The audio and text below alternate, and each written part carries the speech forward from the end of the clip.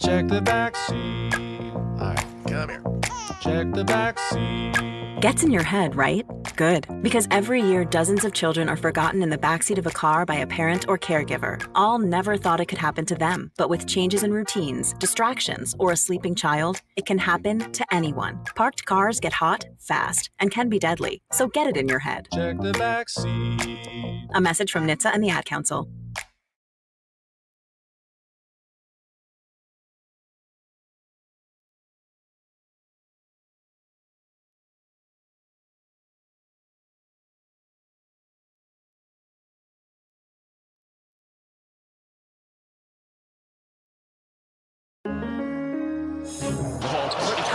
Crossover. Oh, killer crossover. Just crossover. It just crossed him over nastily. Another victim to the crossovers. Cross him up and sit him down.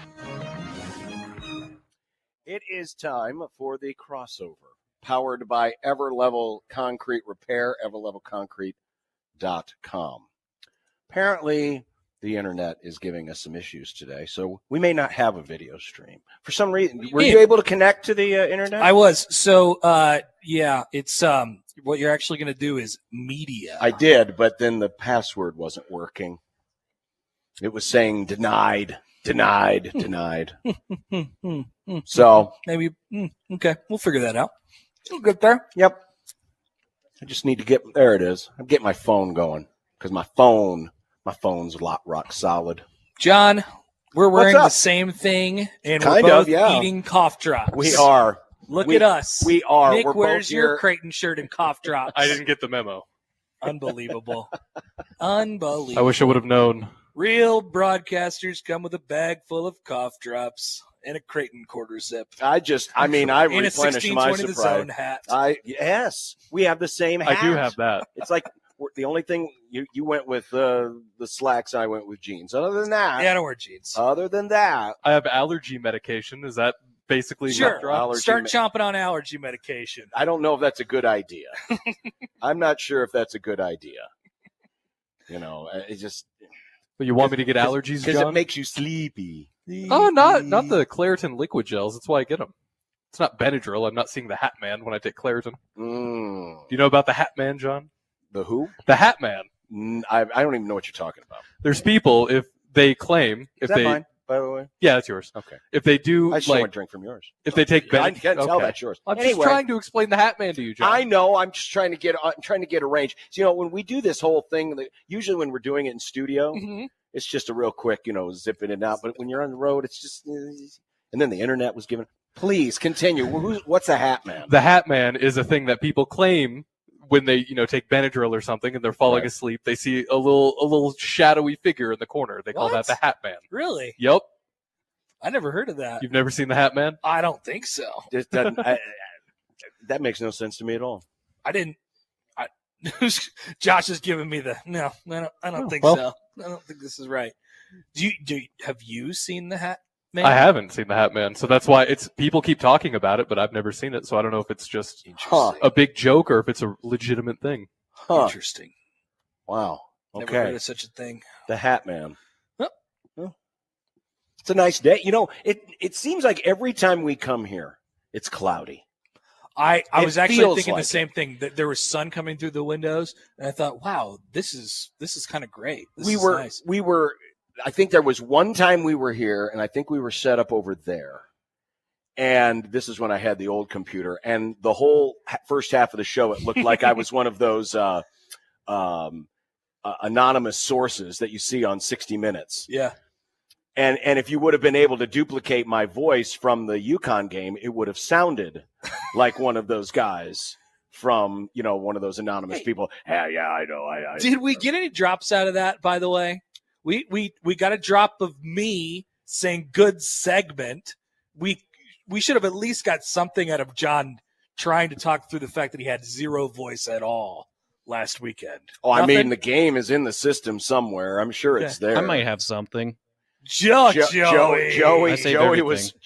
saves everything. He was there. We'll just be getting emails from Joey at like 11 p.m. Here's 3 things John said. Thank you, Joey. That's good. No, they're very good. That's a good thing. No, there was not a lot of quips and humor in last Saturday's broadcast because I'm just trying to get through this. Well, you're pretty much calling yourself Johnny Mose.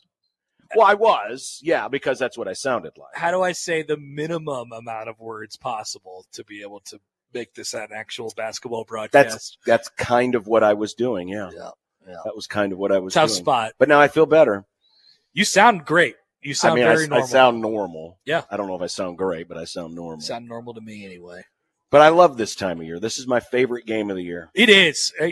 That was definitely something that was repeated, that was echoed on the trip. It was like, John's going to be back for the pink out game. He would never miss the pink out game. Well, I don't want to, but I mean, I was hoping I would. No, it was never a question. You were never going to. It was a question for a while there on last Sunday, when I was like, but oh no, you had a whole week. I know, and you got through in what, like 48 hours? You know, you were pretty much back on Tuesday.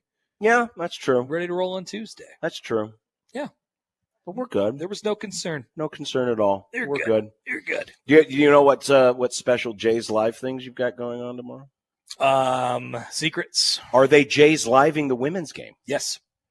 So you're double the Jay's Live. There will be a Jay's Live for the women's game. Oh, this is good. The first ever Jay's Live for the women's game. This is good. Mm-hmm. I like this. It'll be a lot of fun. Will you change your wardrobe? Thank you for asking. I haven't. I want to think about this. What do I wear? And do I change wardrobe? Like a day-night doubleheader in baseball. Because you do have time between games. Yeah. A little bit of time. Actually, quite a bit of time. There's some time. But usually on the pink out day, I wear a suit with a pink tie. Oh, yeah. So do I want to wear a suit the entire day while emceeing? This is also a new thing that's thrown into the equation as well. I also am the weird, wacky MC guy. Does that guy wear a suit? Probably not that much. What about just a nice quarter zip? I think that's nice. I think that's good. Like this? Yeah. Yeah. But it's not pink. You want pink? You want something pink. You do want something pink. Mm-hmm. Or a suit. You have a pink quarter zip? I do not. Yeah, I don't have a pink quarter zip either. Creighton should give you guys pink quarter zips. John, you'll probably wear a suit with a pink shirt. I have my pink shirt. Yeah. My annual pink shirt. It's the only time I wear it all year. Uh-huh. Indeed.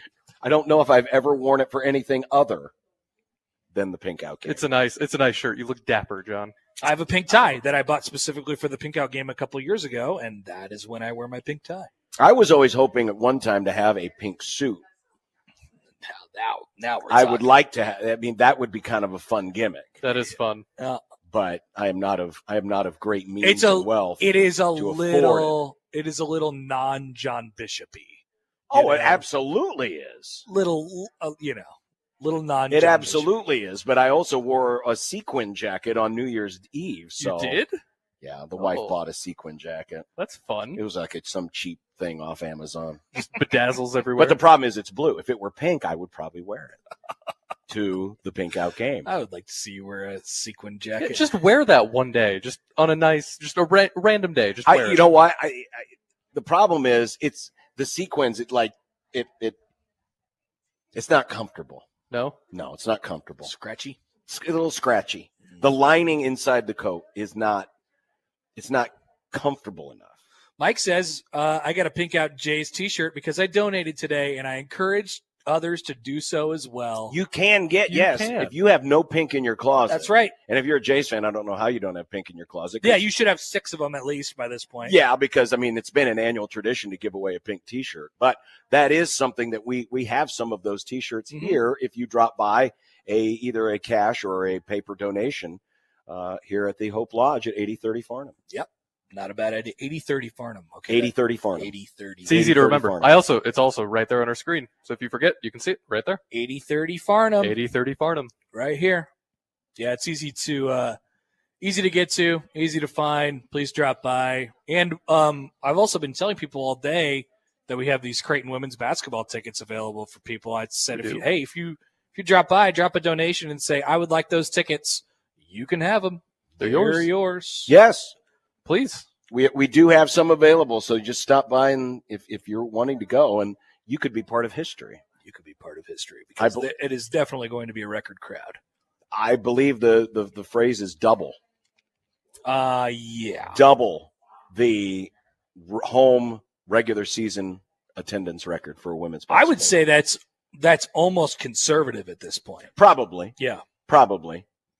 But what a great visual it's going to be. It'll be very cool. I mean, obviously it always is for the men's game. And that's what I like about this year's Pink Out is that the women are getting a chance. Perfect opponent. Perfect scenario. Yeah. Undefeated. Both teams. First place is on the line. Mm-hmm. The only thing that would be better is if literally it was the last game of the regular season with first place on the line. But this is about as good as you can get. Yep. You got a chance to rattle the big dog's cage a little bit. Make them a little nervous. I say that on purpose, dogs. Nice. Yeah. I wouldn't want to walk into, a crowd of 9,000 and they're all wearing pink. I'd be freaked out. I'd be worried. Be concerned. UConn should be concerned tomorrow. That's my take. UConn should be concerned tomorrow. I don't know why you guys were. I don't know why you guys weren't responding to it, but I agree. It's going to be an awesome atmosphere. It's going to be tremendous. Mm-hmm. Everything's going to be special. Mm-hmm. And it's a fun weekend. This weekend is usually coincided with the championship game weekends too, the conference championship. Yeah, games. At least it has the last couple of years. Yep. So the Chiefs fans will be feeling disrespected all over the place. Mm-hmm. I don't. Why? Listen, I understand because people don't want them in the Super Bowl. No, they don't want them in the Super Bowl. But that's the ultimate sign of respect. You have reached that level. You have attained that level that now people. And I tried to warn you, Chiefs Kingdom. For those of you who may be shocked by this, I tried to warn you the day after you won your first one. I said, this will happen. This will, if you guys keep it up, and it looked like they were going to because, they had all the pieces in place. Sure enough, it did. But just like the Patriots, it's hard to believe now, 25 years later, how cute a story the Patriots are. Oh, they're so cute. Oh, that Tom Brady. Oh, he's so dreamy. Oh, look at that scrappy underdog. We've never heard of the Patriots winning the Super Bowl. Oh, what a wonderful story. And about 12 months later, it was like, I'm sick of these guys. And it just got worse and worse and worse every year after that. I was definitely pretty jacked for him in 2001. And I was pretty jacked for the Chiefs in 2018, right? When they won their first Super Bowl. Mm-hmm. Not anymore. Not anymore. Not anymore. This is what happens. So this is the ultimate sign of respect, that people don't like you because you're good. Yep. Don't confuse that as they don't think you belong in the Super Bowl. Of course they belong in the Super Bowl. They have the pedigree. Mm-hmm. They're good enough. Mm-hmm. They're the number 1 seed in the AFC this year. It's just kind of annoying now. That's all. I'm just annoyed by it. That's all it has to be. That's okay. You could be annoyed. It's not disrespect. It's not disrespect. It's a little disrespect. Because you still think they're good. You're not they're clearly good. Right. I'm annoyed by them. I am too. I mean, there are some people who don't think they're really that good, and they've just kind of gotten there. There are people who think that. That is disrespect. That is disrespect. I think what they have done this year has been, it's been really impressive. They have their formula, and they win games. Right? Isn't that what great coaches do? 100%. Great coaches adjust to the situation. We're going to be talking to Mac here in a little while. He's had to adjust on the fly. Yep. A couple of different times over the last few years where it was like, okay, we're not going to be that team anymore. So we've got to adjust and we've got to be this team. You got to play to the strengths of what you have. The Chiefs used to be all about big plays, splash plays, explosive plays. Now it's precision, little dink and dunk. Yep. Hit a run here and there. Just grind out first downs. Defense. And then lean on your defense. Mm-hmm. That's what you're supposed to do. You lean to your strengths. You mitigate your weaknesses. You lean to your strengths. Well, look what Andy Reid's done. The Eagles, the other favorite this weekend, are basically the same type of idea. Yeah. Hurts is bad. Hurts that guy is not even good anymore. And they are just running the ball, steamrolling everybody, and playing incredible defense. The transition that they've had to do has been pretty impressive. And they don't care. They'll win by 1. They'll possess the ball for 42 minutes out of the 60 or whatever, and they'll just win. And I know that makes people angry.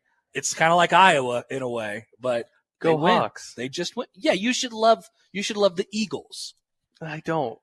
Well, I don't care. they're just like Yesterday the in our Hawks. segment, I don't I care. don't care. I've preemptively decided I don't care about the Super Bowl because it's going to be Chiefs and Eagles, and I don't care about either of these teams enough to care. Wow. I just can't do it. What if it's not? Then go Commanders because that's the only. If the Commanders make it to the What Super if Bowl, you don't like Josh then I Allen? care. I hate Josh Allen. You got I to hate the remember, Bills. he's Dolphin fan. Oh, how could you hate Josh Allen? Josh Allen is awesome. I think Listen. No. he's Okay, not that good. Here, let me What do throw you out the mean? same warning. Let's pretend that this is the Bills' year. Guess what? The cute little Bills story is going to be in a year from now. Everyone's going to hate you. So Yeah. just be So prepared. Josh has been picking the now, Bills. for that the said, Super Bowl the for Bills last aren't 5 winning years. on Sunday, so Yeah, they're not. No, the Chiefs are winning on Sunday. the Bills Chiefs game is a nightmare game for me. Well, Welcome unfortunately, to my it happens world in every the year. 1990s. Cowboys 49ers every stinking year. How do you do it? How do you watch these games? You Big meteor. I mean, honestly, if you appreciate the sport, you appreciated what the greatness was you were seeing because you saw greatness. I as much as I couldn't stand Aikman and Smith and Irvin and the defense and Jimmy Johnson, you appreciated what they had done in terms of playing great football. And then the 49ers, Steve Young, Ricky Waters, Jerry Rice, all those guys, you appreciated it. Now, you still hated both teams. I always rooted for San Francisco because Dallas is the original hate. Of course. They've always been my original hate. But you appreciated it because you enjoyed the football. And the football for the Bills Chiefs should be very good. I was going to say, do you think we could do that with the Chiefs? Like, I think people should have a really great appreciation for what the Chiefs have done this year. Managed their way through a whole bunch of stuff and found their formula to win games by a touchdown, whatever it is, squeak out games. Like, there is an art to what they've done this year. I appreciate that. I do. Most people can't see that. All they see is the Chiefs, and they're there again, and Mahomes. Well, and part of the problem was they did it a certain way there for a few years, and love them or hate them, it was exciting. Yes, Tyreek Hill zipping them through, Kelsey at the peak of his powers. Much less exciting now. Right. It's just not as exciting, but if you appreciate the sport and you see, that's why I maybe this is easier for me because I'm more of a defensive guy. I like defense. I'm with you. That's why I've always respected Iowa. Yeah. I've always respected Iowa. Like, they're not going to panic. They know their formula. They know what they're trying to do. They don't care if they're down 10-3 going into the fourth quarter. They're just going to stay in there. I like ball slinging. I like ball slinging too much. Yeah, you do. You're a new age. You're a new age. Oh, the kids and their ball slinging. Just- and their Rip the ball 30 yards. I just So spinning you it, should spinning love it. Josh Allen. You should love Josh But Allen. if he wasn't on the Bills, I might like him a little more. Yeah, you should hate Tua. I hate Tua for other reasons. Tua has a noodle arm and can't throw it more than 10 yards. He doesn't have a noodle arm. does. He can launch it. His biggest problem isn't his arm. Yeah, exactly. It's his head. It's the fact that at a moment's notice it could just be like, I've got my own laundry Well, list he's of out problems again. with my quarterback. Yeah, well, yeah, there's that. He knew how to slide, and then he forgot. Yep. I wonder how he forgot. I don't know if he ever knew how to slide. He survived last season. I don't think his father would ever allow him Oh. to slide. Learn how to roll. Oof. Stop, drop, and roll. Exactly. They should treat it like he's on fire. Stop, drop, and roll. We learned that in like third grade. We did. Stop, drop, and roll. You also learned to go under a desk in case, No, we A never bomb did that. happened. No, we never did that. We didn't have the bomb drills. We had the tornado drills, Tornado. but we never had the bomb drills. That was the previous generation. I would just hope and pray that there would be a tornado drill at school some days. I loved not doing school for 15 or 20 minutes. It was fun. And At then a you would time. hear the rumors like, hey, there's going to be a fire drill today. And you're like, what, when? Yeah. Like, I don't know, but it's Yeah. going to happen. And then you just stand there and then you just go back inside. At some point, so for our fire drills, we used to just go to the bathroom. And then it was one of those, like, the girls' bathroom was closest. So then all of us would be like, oh, the girls' bathroom. Whoa. But then at some point, they started having us go out to the school buses, which was a farther walk Wait a minute. Hold on. and a little more out of the way. So fire your drill. designated place to go in a fire was to stay inside? Yes. That's odd. What Is in that the fire world? drill? Were they Maybe trying that to was- kill you? Maybe that was a tornado drill. Yeah, that was probably I was the going tornado to say drill. that's the tornado drill. I think You I'm got it. misremembering. That's the tornado drill. Yeah. See, in the fire happens in the enclosed structure. It does. You wanna must leave escape that. You the wanna leave enclosed structure So- to avoid the fire. Most of my elementary school was all concrete, so I don't think the fire might not have made it to us in the bathroom. Maybe that was the safest place. I'm going to say no I think you because still want to because, probably see, leave. There's a byproduct of fire. It's called smoke, No. and it's very noxious and dangerous, and you don't want to be breathing that in too much. I think I was I think you're swapping my drills. confusing, I yeah. was getting my drills mixed up. Yeah, we had because too many drills. Because We the had too fire many. drill, it was always, and it was funny too, because it was all the kids. We had to line up in the classroom. Oh, yeah. You line up in the classroom, and then you all march out together, Very orderly. very orderly, and then you end up in the courtyard, the playground, whatever open space you had. Yep. You're all lined up out there together, but you're still in your lines or your little groups. See, I always wanted to picture it that it would end up playing out like Seinfeld when George thought there was something on fire and he screamed fire and he plowed over all the other kids See, and got that's- out before yeah, everyone else. like if there was That's a real how I fire. envisioned a real fire emergency. Well, if you wanted it like Seinfeld, that makes sense because doing that wouldn't be funny, and Seinfeld famously not funny. Wow, here we go. Wow. Here we go. The children- audience is appalled The audience by is your takes. aghast It's a great at this take. terrible It's take. a great take, audience. It is great because George runs over the kids. Oh, And- it's so and- funny. And he's trying to impress his girlfriend. His girlfriend's then turned off by it. And George loses another. Leads to a breakup. Yeah. Hmm. Because he was. And wasn't that the same episode where he ate the eclair out of the trash can? Ha. He saw an eclair on the top of the trash can. It wasn't buried amongst all the other trash. He saw it. He picked it up and took a bite out of it and got caught. Nick, you would not know. It's not funny. That's gross. I'm not just going As to we eat a describe garbage it to you, eclair. of course it's not funny, but yeah, it we is can't funny. do it justice. Yes, it is funny. It is funny. If it was funny, then you should be able to explain it to me, and I should be like, ha ha, I don't know, man. it's hilarious. I don't know about that. Oh, that wouldn't necessarily like if like you like The Office. Yeah. So if I explained something that happened to you on The Office that was funny, you would think me explaining it is funny.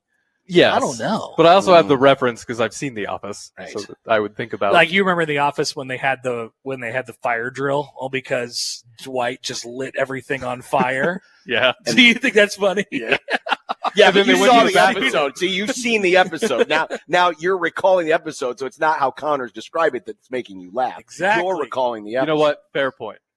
So You just got to watch it. Give it a chance. I like it when he lit the doorknobs to make sure are the doorknobs hot?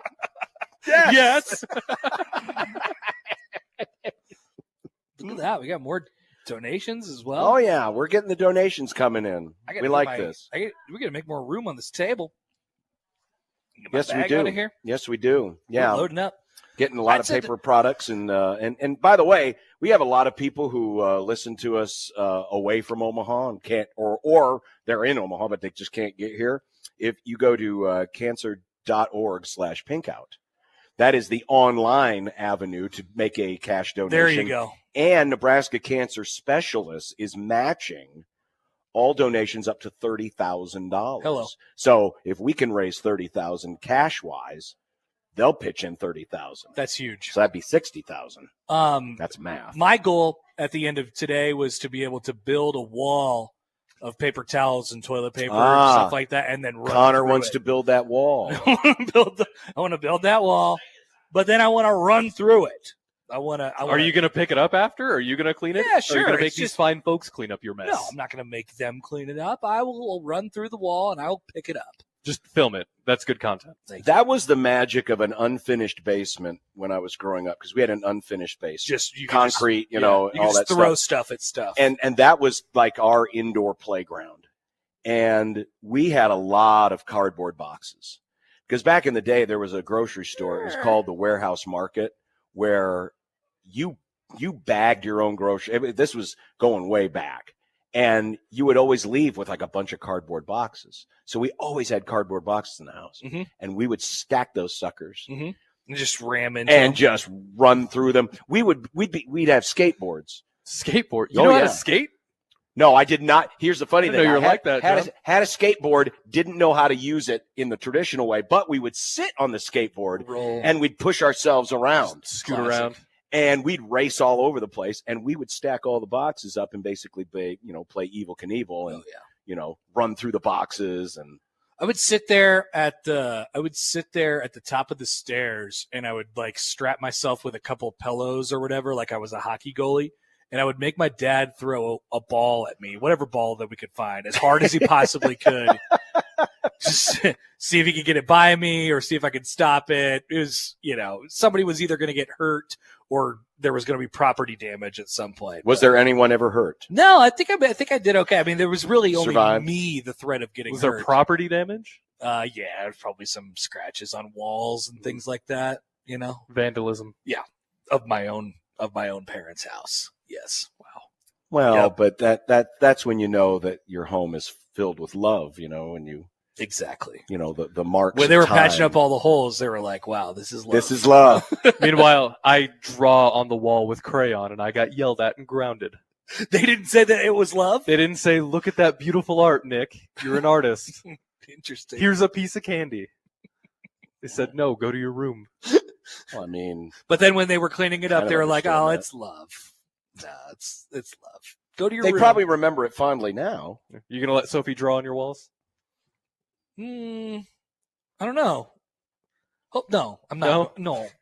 You had to think about it. No, I'm not going You to. had to think about I don't know, it. it's did. hard. I mean, it's that's for a me to- hard no for me. It's hard for me to imagine saying no to her about anything Aw. at this current moment. Well, So, right, because she doesn't have the ability to say no to you. exactly. Does she understand the concept of no yet? Hard to tell. I don't think so. Yeah. We have technology now. The crayon won't mark on the wall. Oh, that's right. They got the paint. They got the new paint now. Interesting. Wow. That allegedly, though, I think it's not true. I think. Listen, children can find a way. hoax. If children want to make damage, they can find a way. No doubt. That's what that's part of the growing experience. It's part of learning as you grow up, is learning how to overcome the things that have been the obstacles that have been put forth in front of No you. doubt. You always got to cause damage somehow. I can't imagine my daughter ever doing anything like that. But It could happen. She's only 6 months old. It could happen. Almost 6 months old. You never know. All right, so Connor's going to be doing double duty, Double J's live. double J's live, Mm-hmm. double the pink out, double the fun, Double MC. double MC. Yep. Giving away. I assume you're going to be doing games and giving away stuff. The whole thing. Both games. Now we had our putt winner earlier this year. First right? game. First game. Was it the first game? First home game, or first game we did it. We did a we have Our 94-foot putt game. it's a right? little bit bigger of a hole than they had at Nebraska, and it was for a year-long membership at Field Club. Field Club, yeah. And the guy made it right away. But it turned out the guy was like from Fremont, and he just Of course he was. Yeah, it's like he's That's like winners are born in Fremont. or something like What that. else is there to do in Fremont except practice your putt? And he didn't want it. Good He point. didn't know what to do. I don't know what they did with the membership. But he was like, what good does it do me to be I was like, I don't know. You could like to drive up to Omaha, like what is it, an hour and a half, John, or something? No, like it's that? not even an hour and a half. Like 6 hours We're away. not going by stagecoach. It's Come like in. 30 minutes. I think it'd be a pretty good deal for him. But It's like I going don't to know if he took it or not. Czechoslovakia. You zip in, you zip out. So yeah, we both at Creighton and Nebraska, they've had a full court putt winner this year.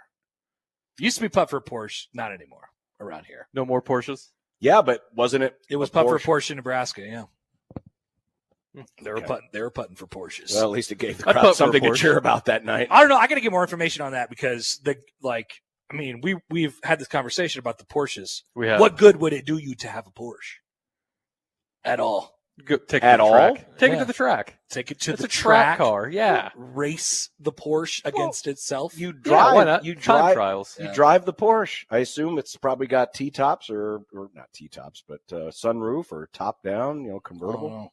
And there's You just, drive it. he's just the one guy with a Porsche in Nebraska now. So many people have Porsches here. So many people in Omaha have Porsches. That's the SUV Porsche, though, which makes me angry. Oh, If you're going to get a Porsche, get a Porsche. Don't just get the SUV. okay. I don't know what kind of Porsche they gave him. Keena says you could sell it and buy a bunch of pizza or something. I do like pizza or something. Why would you sell a Sell Porsche the Porsche, and then buy a pizza. Oh, how much pizza could you get with a Porsche? A lot of pizza. Depends on the pizza. Like, how much What if Little it's really Caesars good? pizza could you get from selling a Porsche? A You lot. pretty much run the store, I think, is how that works. They would give you one franchise of a Little Caesars if you traded them a Porsche. I feel like a Porsche is worth more than a single franchise. It's worth at least two to me. I don't know how much does a Porsche cost. Like a couple $100,000. Yeah? No, you can get them. You can't buy a Little Caesars franchise for a couple $100,000. That's a big purchase. That feels I bet like it's a a lot. $250,000 at minimum just to get the thing off the ground. It's probably more than that. The Little Caesars Yeah, franchise. but you don't have to get it off the ground if you're just buying one. Yeah. Just buy one that but it's exists. the value, and you got to pay for the lease and whatnot. And the land. Yeah, no. It's really expensive. Mm. And they probably gave the guy a tiny baby Porsche. Yeah, the It's worst not like Porsche. It's you can not like imagine. the Hot real Wheel. the real good Porsche. Charles says sell a Porsche and buy a left tackle for the Huskers. You would not be able to trade that. A left tackle costs way more than a Porsche. Yes, it does. Yes, it does. We're finding that out here A real left quick. tackle or right tackle, any tackle really at all, they cost more than a Porsche these days. Mhm. Mm. That is true. Could you give the left tackle the Porsche? You might be Would able that to get entice him? No, I wouldn't fit. what position could you get for a Porsche? Kicker, You could get you get a kicker for probably kicker. You'd probably get a linebacker Kicker. with a Porsche. Backup running back, maybe. like I don't know the linebacker that they got who had like 110 tackles last year from Georgia, whatever. I don't know if you can get that guy for a Porsche. That guy's probably not. probably pretty expensive. So I guess it comes down. You could probably get like a point guard for a Porsche. No, I don't think. Maybe it's close. Maybe a mid-major point guard. Close. Mid-major point guard for a Porsche. Can't get a big man for a Porsche. We know that. Charles says long snapper. Long snapper, you get a long snapper for a You can get a Porsche. few of them for Mhm. a Porsche. You only need one. Yeah, if you wanted a few. of What about them, a center? Is a center a Porsche worth a That Porsche? depends on how good the center is. Is it Cam Jurgens? It's Cam Jurgens. You don't get a. A, you're not using a Porsche. B, you're probably getting like a couple of probably four 4x4s, Yeah. real big ones, Oh yeah. Just diesel dump powered. trucks. Mhm. or that. Yeah. All right. Okay. Well, this is a good day. It is. This is a really good day. It is. We are very fulfilled on this day every day. I'm gonna hang around for a little while and walk around, say hello to everybody. Make sure you check out the map. I always make sure I check out the maps down the hall with Of all where the all the pins. people are from. 'Cause Yeah, it's, yeah. it's where there's a pin for every Love that. person who has stayed here at the Hope Lodge over the last many years. How long? What are we at? 12 years? So 10? Seven. Seven. Gosh, I thought it was more than that. I was overcompensating because it seems like time's going that much faster, but now Yeah. I feel young again. 7 'Cause years. 7 I years. mean, still, what a great resource. Yes, I don't know it if you is. guys got the chance to hear our story. I did earlier. not. I did not. Whew. I mean, it's so good. I would recommend people listen to that for sure. Check it out in the replay section on 1620thezone.com. Please our do. Video replay section, or A great rewind testimony. the video or from- rewind the video. Yeah. from our YouTube channel. A great testimony to this place and something that we keep.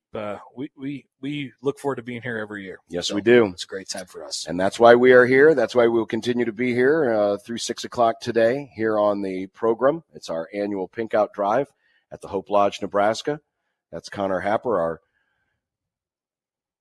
crossover, brought to you by Everlevel Concrete Repair Mhm. in Omaha, Mhm. everlevelconcrete.com. Mhm. And we will be back with a Grum next on 1620 The Zone.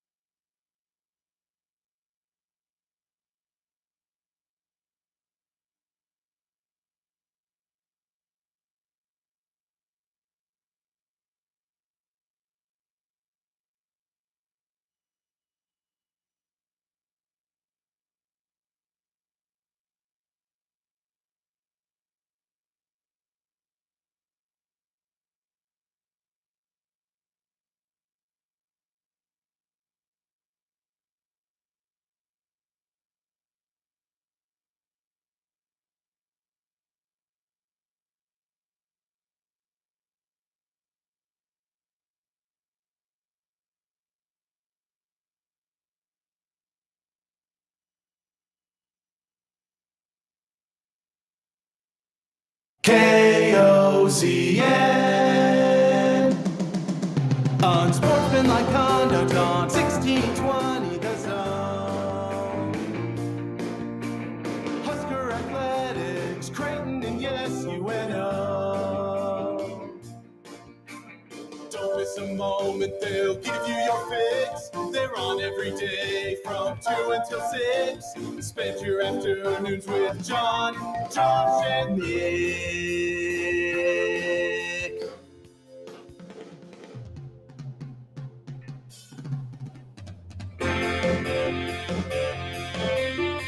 John, Josh, and Nick.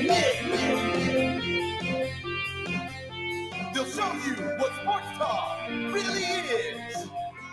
Man, I almost got confused going outside. It felt like spring. It looks beautiful. I saw a guy disc golfing earlier, John. Was he frolfing? He was frolfing. It looks so nice outside. It does. Unsportsmanlike conduct on 1620 The Zone. Husker Athletics, Creighton, and yes, UNO. Welcome to our annual broadcast from the American Cancer Society's Hope Lodge, Nebraska. Yes. Hello. John and Nick with you today. Josh, unfortunately, we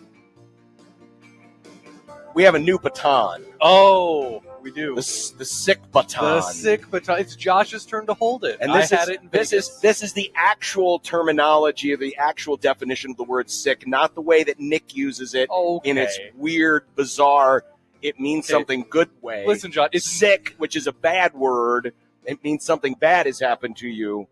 That's what Josh. He is under the weather. Sick. That Josh is sick. It's not sick. No, it is sick that Josh is sick because Josh is sick. I can't believe you would say that. That's so mean. Because it's sick. He's not well, so he can't be with us today.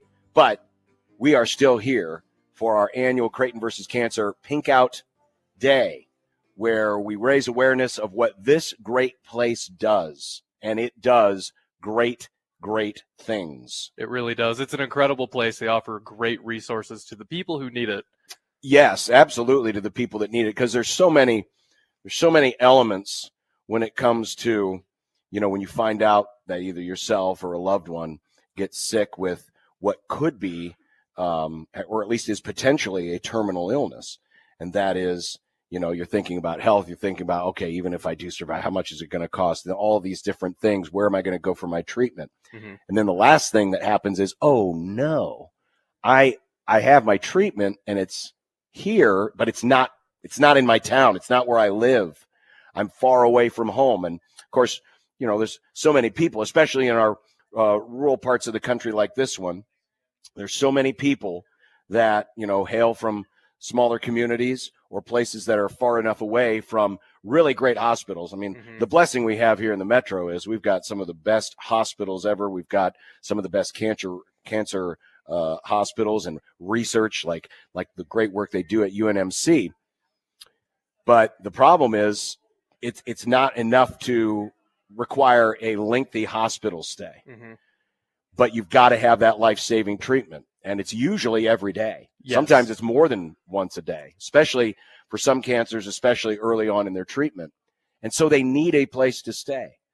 And honestly, as much as, the actual health care can be very expensive and you worry about that, then you think about just the day-to-day of, well, where am I going to stay? Mm-hmm. Where am I going to be? And there is where the Hope Lodge comes in, because what this provides is a place for the cancer patient and a caregiver to be able to stay long-term for free while they are here in Omaha getting their life-saving cancer treatment.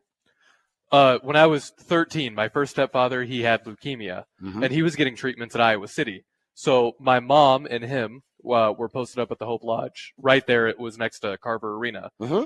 And the amount of things that they had, because, I would go visit, I couldn't stay, but they would have things, even for me, they would have books, video games, things like that. It's a very cool place, and it's a place that's very close to my heart. And the fact that they offer all of these resources and these things for people who just aren't in the area, and every day every year when we come back, I always make sure I walk down the hall. We're sitting here. We're in the Mary Lou Janacek living room area. There's a community piano if folks want to play. There's a wonderful fireplace, but we're just down the hall basically from the main entrance. And just inside the main entrance, before you get to the common kitchen area, there's a bulletin board. It's a sticky pin board, and there are pins in several different maps.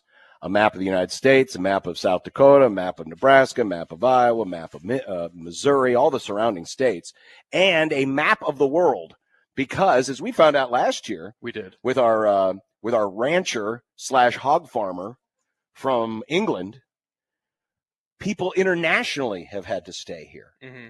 And, think about that stress. I mean, it's one thing if you're a couple hundred miles away from home. What if you're a couple thousand miles away from home? And I always like to walk over there.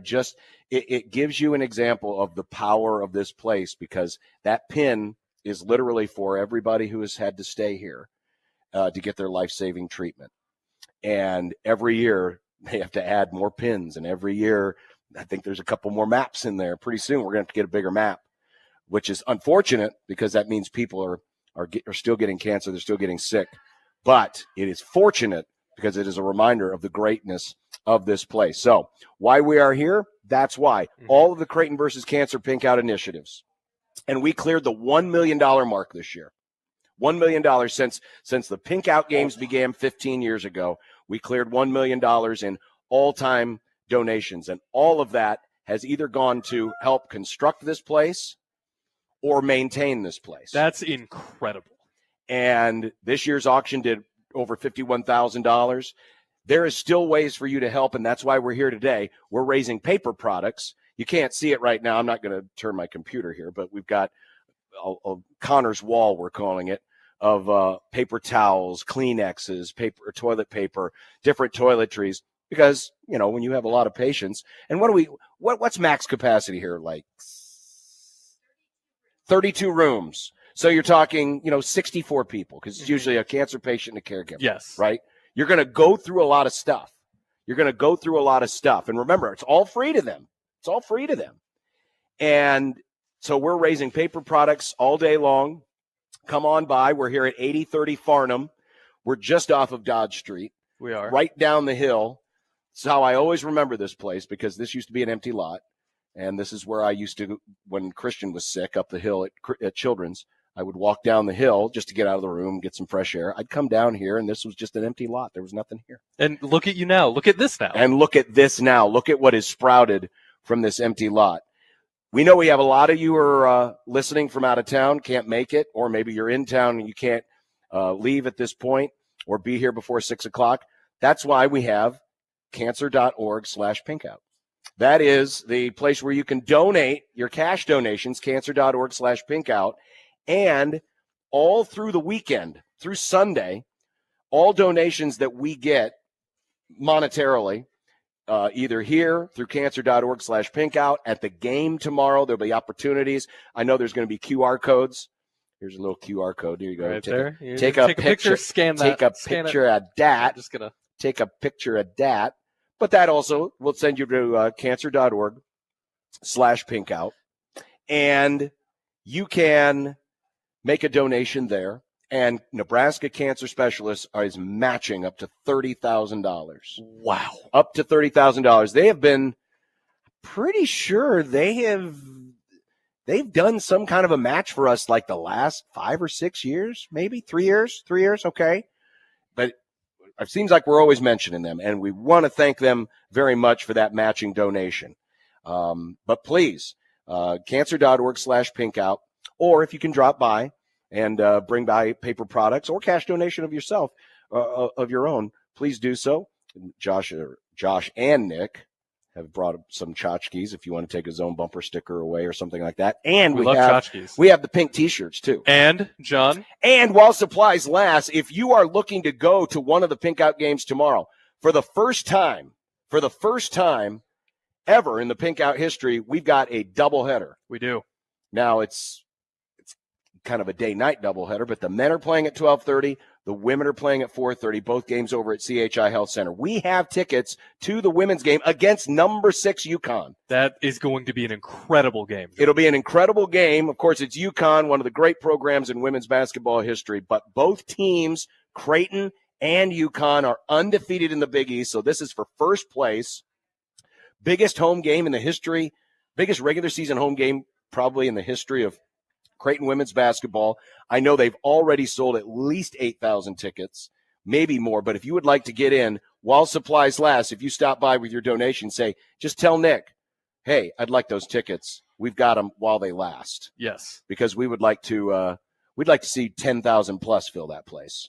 I want it to be real pink. It's going to be real pink. Remember, the game is right here on 1620 The Zone. Both the men's and women's games are on 1620 The Zone. The women's game will be a national broadcast on Big Fox. Ooh, Big Fox. Yes.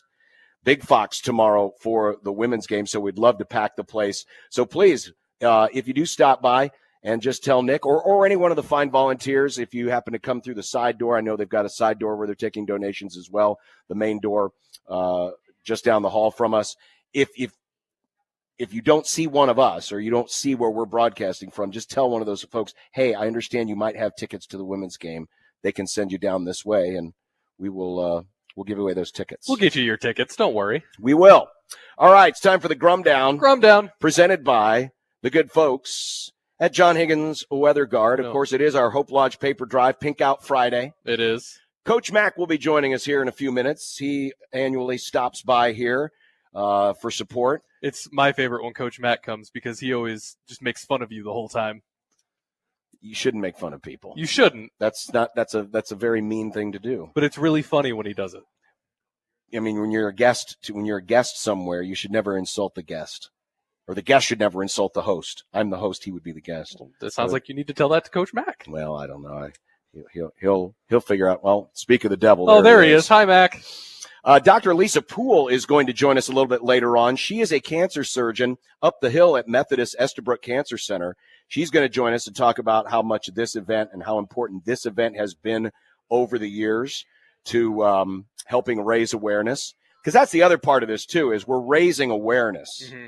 It's not just about raising funds and making sure this place runs. It's also about raising awareness for getting screened. Because the key to surviving cancer, early detection, is critical. The earlier, the better. So it's another reason why we do this. First place Mavericks. Whoa. Yeah, that's right. What They're is- undefeated. They're in first place in the Summit League. There is something in the air in the city of Omaha. Yes, there is. It is a championship Sunday preview. Duke Daniels and Allen hold the key. We're talking about Jaden Daniels, which I like him. the quarterback of the Washington Commanders. Josh Allen, the quarterback of your Buffalo Bills. Ooh. Does he hold the key? Do they hold the key?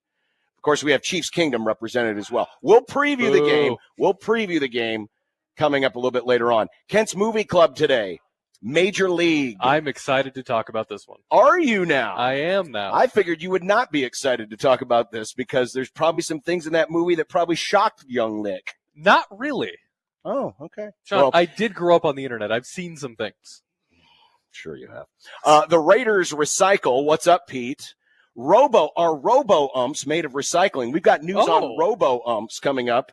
And if you thought January 20th was late, we'll explain. That's the Grum Down presented by the rivalries at John Higgins Weather Guard. Again, we are here at the Hope Lodge.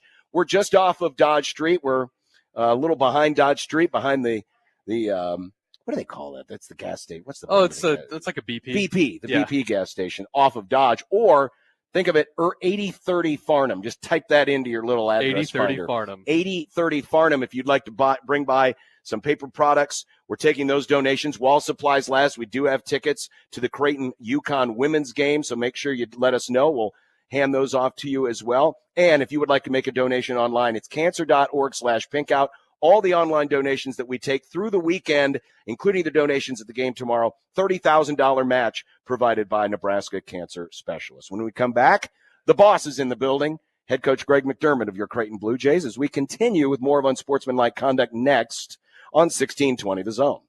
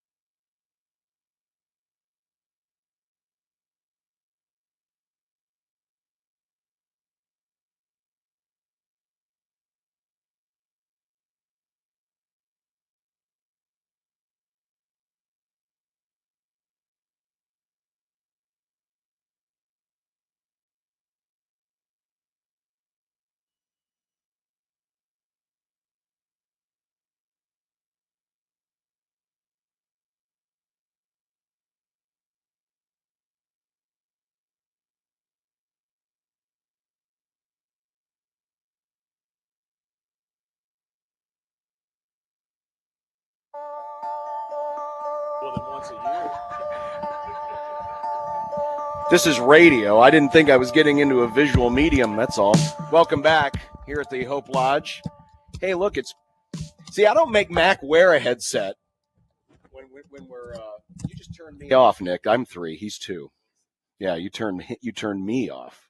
I understand why you'd turn him off, Nick. That's unbelievable. It's Greg McDermott, ladies and gentlemen, the head coach of your Creighton Blue Jays.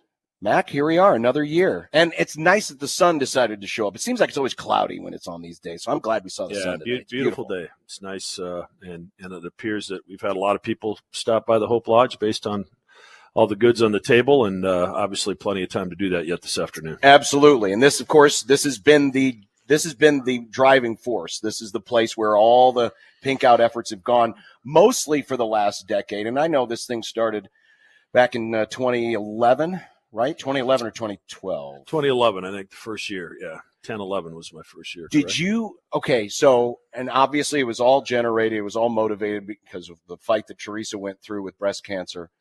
But when you think back to, hey, we should do something, what did you envision it being like in 10 or 15 years? Yeah, we did one right at the end of our Northern Iowa tenure, and then did a couple at Iowa State. So we brought the idea here, and it just, we were fortunate that there were some people, community members that really jumped on board and got on a committee, and then the athletic administration at that time and staff, everybody jumped on board to, try to put our best foot forward and do as good a job with this as we possibly could. But, to think it would ever be the game that nobody's going to miss, and that, a lot of our parents come back for, especially the moms, come back for this game. Toby Hagner was at practice this morning. Nice. Him and his wife are back for this game. So it's, it's taken on a life of its own, which is what we wanted it to do. And obviously when the idea of the Hope Lodge was launched, it was always important to us when we started this that while cancer research, we needed to continue to raise funds to try to find a cure for the disease, we also wanted to have an impact on patients that are going through cancer. And I remember there was a place that did wigs for women that lost their hair, and that's where some of the money went in the early years. And this just seemed like a natural fit.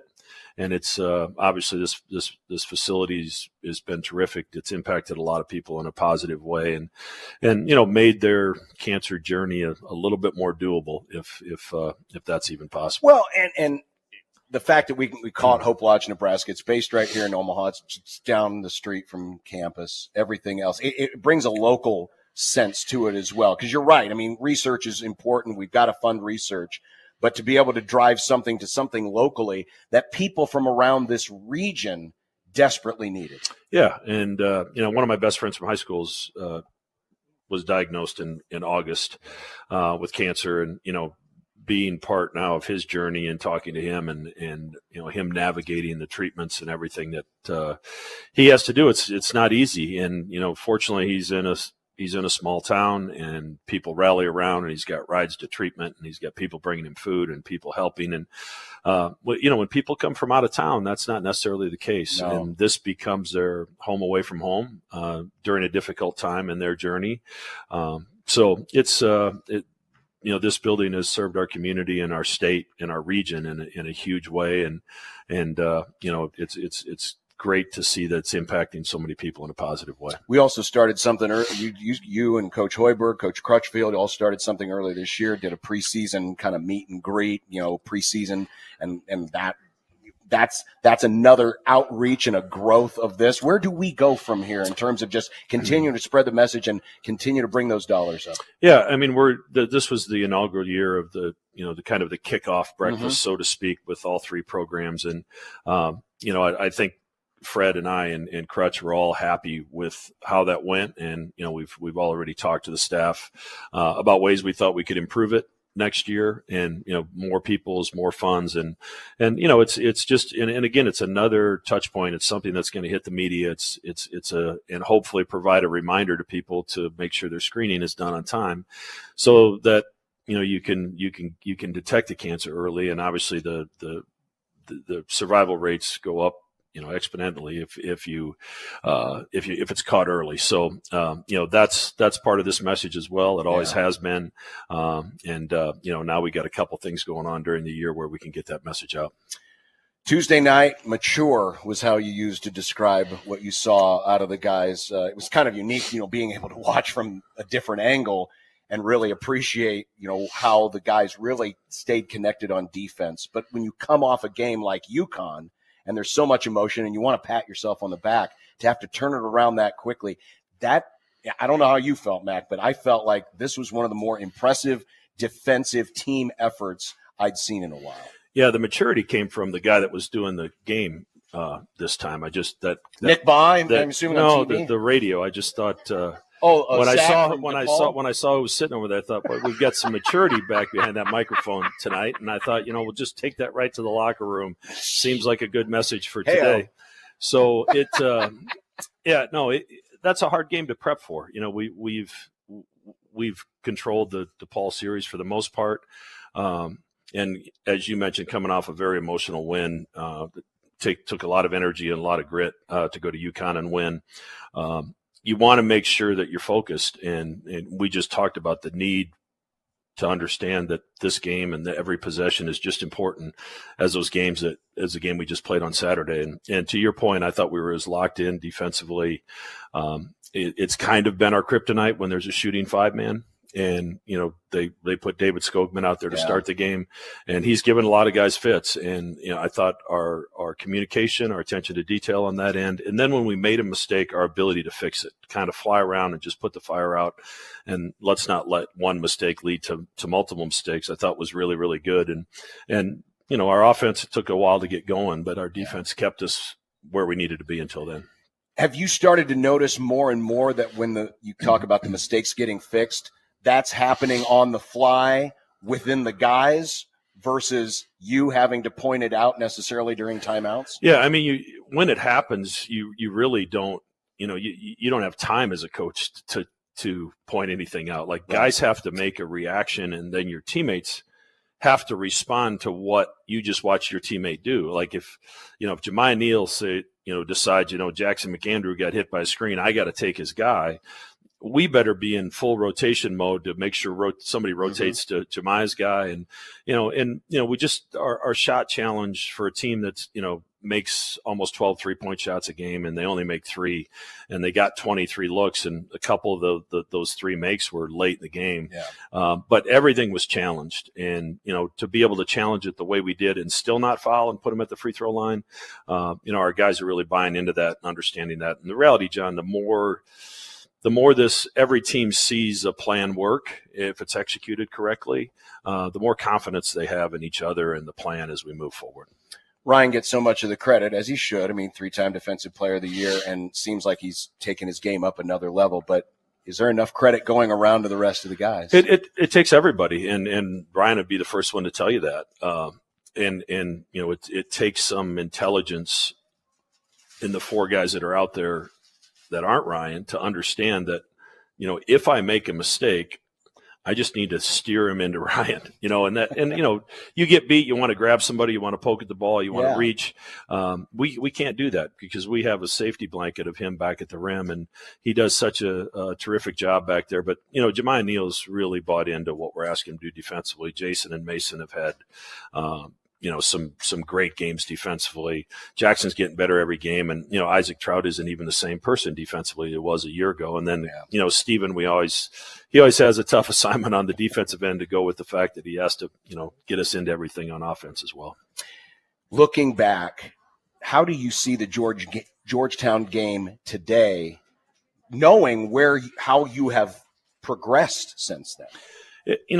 I think I talked to you after the game, John. It was one of those games where everything that could go wrong went wrong. Right. And they tend to happen 5 or 6 times a year. You hope it's not more than that.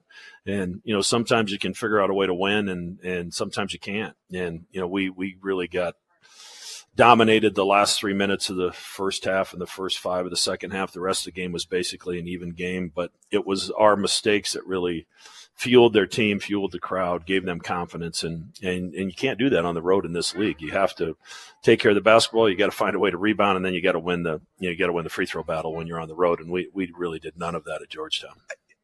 Everybody's got a vision in their head of what you think a team's going to look like. Going back to August, for example, you probably had a vision. Certainly, Pop, you figure you had a vision what he was going to be for you. He's no longer playing with us right now because he's hurt.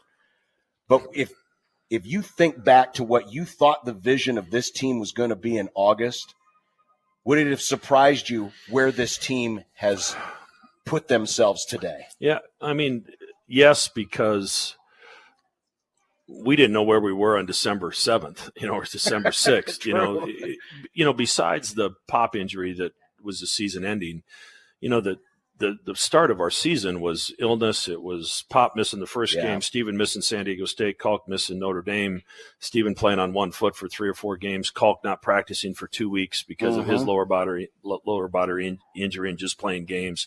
So there was no flow, there was no rhythm to anything we were doing because 1 or 2 guys were virtually always out of practice. And because of that, you don't really know what you have because guys are, they're playing a different role every single night. And we were also trying to get Mason accustomed, coming off the broken leg, playing a new position. Jason really got thrust into that spot when Pop went down because we needed size and length at that position. So I'm so pleased with how they've come together and the connection of this team now with what they're doing and how they're doing it. They really believe in each other. I think everybody really understands their roles now. Role definition is something that's kind of ongoing. And if you don't have injuries early in the season, it can be defined sooner than later. But the reality of it is it took us a while to figure out what everybody's going to do. And it's been very gratifying to see it all come together. I've heard other people, I may have even mentioned it a few weeks ago when we were talking off air about the 21-22 team, which was a team that kind of had to retool a little bit on the fly because you had so many young guys. You're bringing in, Hawk from a Division III school, and you had to kind of learn on the fly. Is there anything replicable from that moment in terms of your coaching, pulling from that knowledge that you used this year to retool on the fly? I think the common thread between that team and this team is leadership. What Hawk was able to do from a leadership standpoint, Alex O'Connell playing a different role. And then Keyshawn Fizel is someone that everybody forgets about. His attitude and his approach to the role that we asked him to play was absolutely incredible for a fifth-year senior to be in that role and embrace it and love it and enjoy every second that he was here. The impact that has on Nemhart and Trey Alexander and Art was huge. How can you complain if things aren't perfect? Here you got this guy that's 23 years old that's come in and has embraced this role and acts like he's having the time of his life every day at practice. But you also can't you have to be careful as a coach. I mean, the season is a marathon, and things can change. Sometimes they change for the better, sometimes they change for the worse. But you can't overreact to some tough games, and that season more than ever, was as close as we've ever come to losing some bye games to some teams that weren't necessarily very good. But we had a long ways to go, and to that team's credit, much like this one, they just kind of continued to. It's hard to block out the noise in this day and age, John, because the social media noise is so loud, and it's easier for you and I, who maybe didn't grow up with it, just to not pay attention to it, but. These guys and their families has been part of everything that they've done, and it's all they know. So blocking out that noise and staying focused, you take a Mason Miller who wasn't shooting it well, but was impacting games in other ways that we saw, but maybe our fan base didn't understand. And now you go to UConn and you watch him guard Caravan, and everybody goes, now, wait a second. He is doing a heck of a job there. Like, he just shut down, one of the best players in the Big East. So some of that, people get judged on, what they're doing on offense. There's so many ways to impact winning, and we've got a lot of guys that are bought into that right now. Heard Jemiah say something yesterday. He was doing the press session as you were. He said he, talking about you, has been coaching longer than I've been living. Yes, he has. I reminded him today. I was coaching 15 years when he was born, so He was off a little. But he said the key quote is, he's only pushing me because he wants more out of me. He sees something in me that I wasn't seeing in myself. What was it that you saw that he wasn't seeing in himself? I just, Jemiah has played a certain way his whole life, and trying to get him to slow down and understand that, your teammates can make you better just like you can make them better. And we talked during the recruiting process that I really felt, his catch and shoot open threes last year at Arizona State, he shot right around 40%. He just didn't shoot a lot of them. He shot a lot of tough ones. So now that percentage is dropping into the 20s. And, we've talked a lot about if you just shoot the right shots and let it come to you, your efficiency that we both talked about is going to happen. So, I think a guy like that, you're coming in for your last year, Kalk and Steven have been here, where do I fit? And he was kind of starting to get his feet under him, and then Pop gets hurt. Now his role changes, but he's absolutely been a pleasure to coach and to watch the questions that he asks now compared to the questions in December when we're talking about a scout are two totally different things. And, he's bringing things to me now, which is what you would hope an older player would do. So, we really felt there was more there when we watched him at Arizona State. If he would come in and buy into it, and he deserves all the credit for that. There's a couple of guys who certainly the fans remember their names, but they were in certainly different roles. Jehens and Mitch. I don't think they understand how much they do for you behind the scenes, and because you have a much thinner roster than you started the year with, they're having to actually do things in practice as much as you can allow them to. Just talk about their role and what they have, what they have meant to you, knowing they spent 4 and 5 years with you, and now they're passing on the knowledge they had. Yeah, I mean, first of all, they're both great players, and both impacted our ability to win during their time here in a huge way. But they're both going to be better coaches than they were players. Just to watch them speak up in coaching meetings and give their point of view and understand that if I don't like it, that's okay. Bring another idea the next day. That's part of it. And Mitch has really learned to, he thinks outside of the box offensively. He really understands, seeing something and thinking about a counter to something that we do that maybe is going to fit against UConn, but not going to work against DePaul. Now maybe it works against Seton Hall. He sees that really well in his second year. And, Jahan still brings that energy every single day that he brought when he was a player. And the best part of it, though, is that our guys, after a tough day or a good day, either one, they can go to those two, and those two played, they lived it. They had struggles as freshmen. They won big games. They lost big games.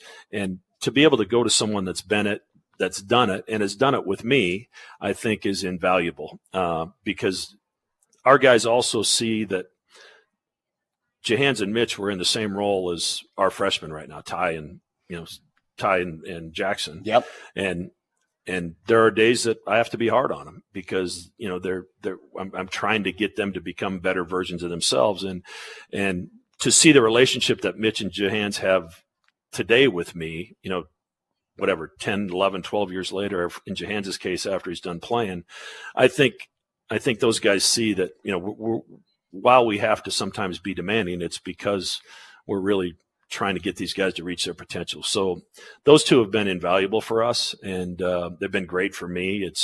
I'm like a proud papa when I see, them come up with a great idea. And Mitch had a great out of bounds play in one of the games we played at home where we scored that he saw something and I actually gave him the board and said, draw it up. So, so he's that part of it for me to see how much they've grown and how they can think outside of the box in the game has been pretty cool. We'll talk more about Seton Hall tomorrow as part of our pregame coverage here on 1620 The Zone, but just maybe a quick thought on what concerns you about them, because a lot of people will look at the record and say, well, that ought to be an easy one, but we know better than that. There's no easy games in this league. No, especially when you got Shaheen Holloway over there. Shaheen just does a great job with his team. He gets them to play so hard, and they're trying to create chaos. I mean, that's how they play. They're going to trap you. They're going to reach. They're going to poke. They're going to try to make the game ugly as they possibly can and try to get you to play at a pace that you're not accustomed to. And we like to play fast, but against Seton Hall, you end up with a 3-on-2, a 4-on-3, a 5-on-4, and do you make a quick decision? Do you take a chance? Do you shoot a shot a little bit quicker? That's what we have to protect against, and then we have to be ready for their full court pressure. So that's obviously every game concerns you in this league because anything can happen. We just need a great crowd like we have had in the past, and get that place rocking from start to finish. 51,000 this year in the Pink Out auction. It was nice to bring the women's game into the fold as well. Hopefully we can maybe, as much as we can, try to make that an annual occurrence as well. Yeah, I mean, it just depends how the dates work. Yeah. But it's great that it worked out. It's great that Flan and his gals are going to play in the arena tomorrow against UConn. That'll be the biggest attended women's game in the history of our school. So that's going to be cool for their program, and it's awesome to see everybody jump on board with this, and it makes for a fun weekend. And it's fun to just be here and be reminded of where all this work has gone to, is a building like this and a service that this provides. Yeah, and our guys came out 6 weeks ago or so and actually helped serve a meal at night. And I think it was important for them to come and see it, to understand what they've heard about the Pink Out. They understand why we're doing it. You're honoring people that have been through cancer or lost their battle through cancer, and also raising awareness. But they've heard me talk about this Hope Lodge, so I think it's really was important that they come out here and they see that this facility is impacting people in a huge way. And the guys talked about just being able to sit around a table and have a meal and laugh with some people that are going through a difficult time right now. So it's been cool, and our guys are really excited about tomorrow. Is the salmon jacket coming out tomorrow? I don't think so. I don't know yet. Really? Salmon, huh? Yeah. It's salmon is a shade of pink. It looks kind of like a salmon colored jacket. I'm not saying it as a critique. It's just I would never critique you, John. So I don't understand. Never critique me. I was listening the other night. I'll have to surprise you tomorrow, John. I look forward to it. I'm just going to leave it that. I don't like wearing suits very much. No, I know you don't. But for this cause, I'm all in. And your sneakers, I think they drew a big. Yeah, we sold my shoes. So do you ever wonder what happens to your shoes when you sell them like that?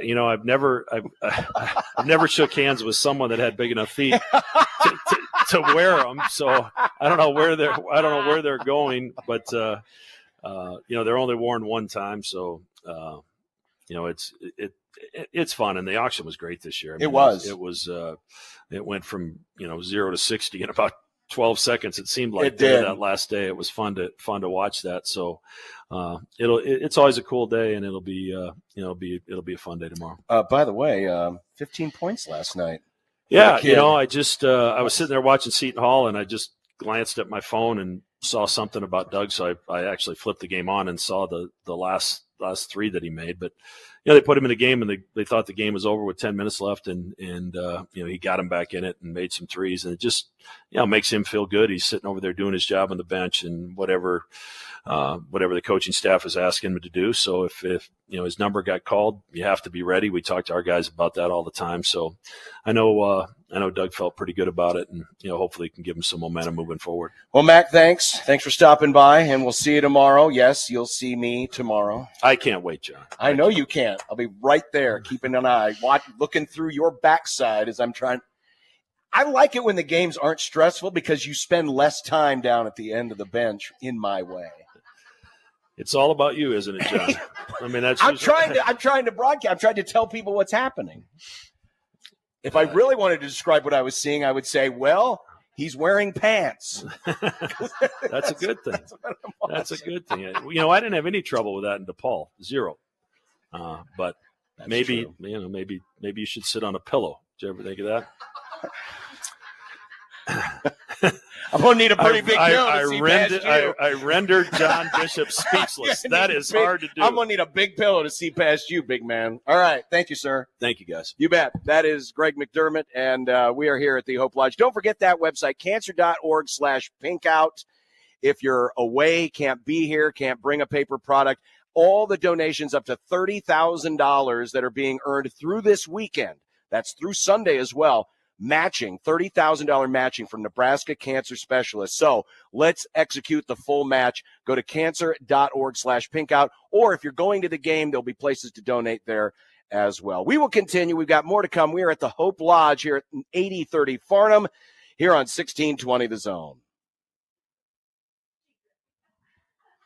But first, a quick word for my good friends at On the Line. They are based right here in Omaha. And, well, you talk about important things this day and age in college athletics, NIL. It is all about recruiting and retaining the best college athletes. Well, On the Line partners with all three of Nebraska's Division I schools, Creighton, Omaha, Nebraska. And all you have to do is go to athleticsontheline.com.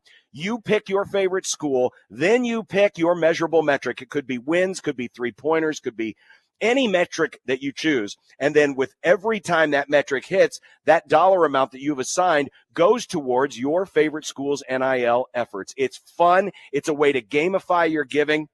In a way, it's when your team rewards you, you reward your team. So, again, the website is athleticsontheline.com. Gamify your giving. Help your school get and recruit the best college athletes. That's On the Line, athleticsontheline.com.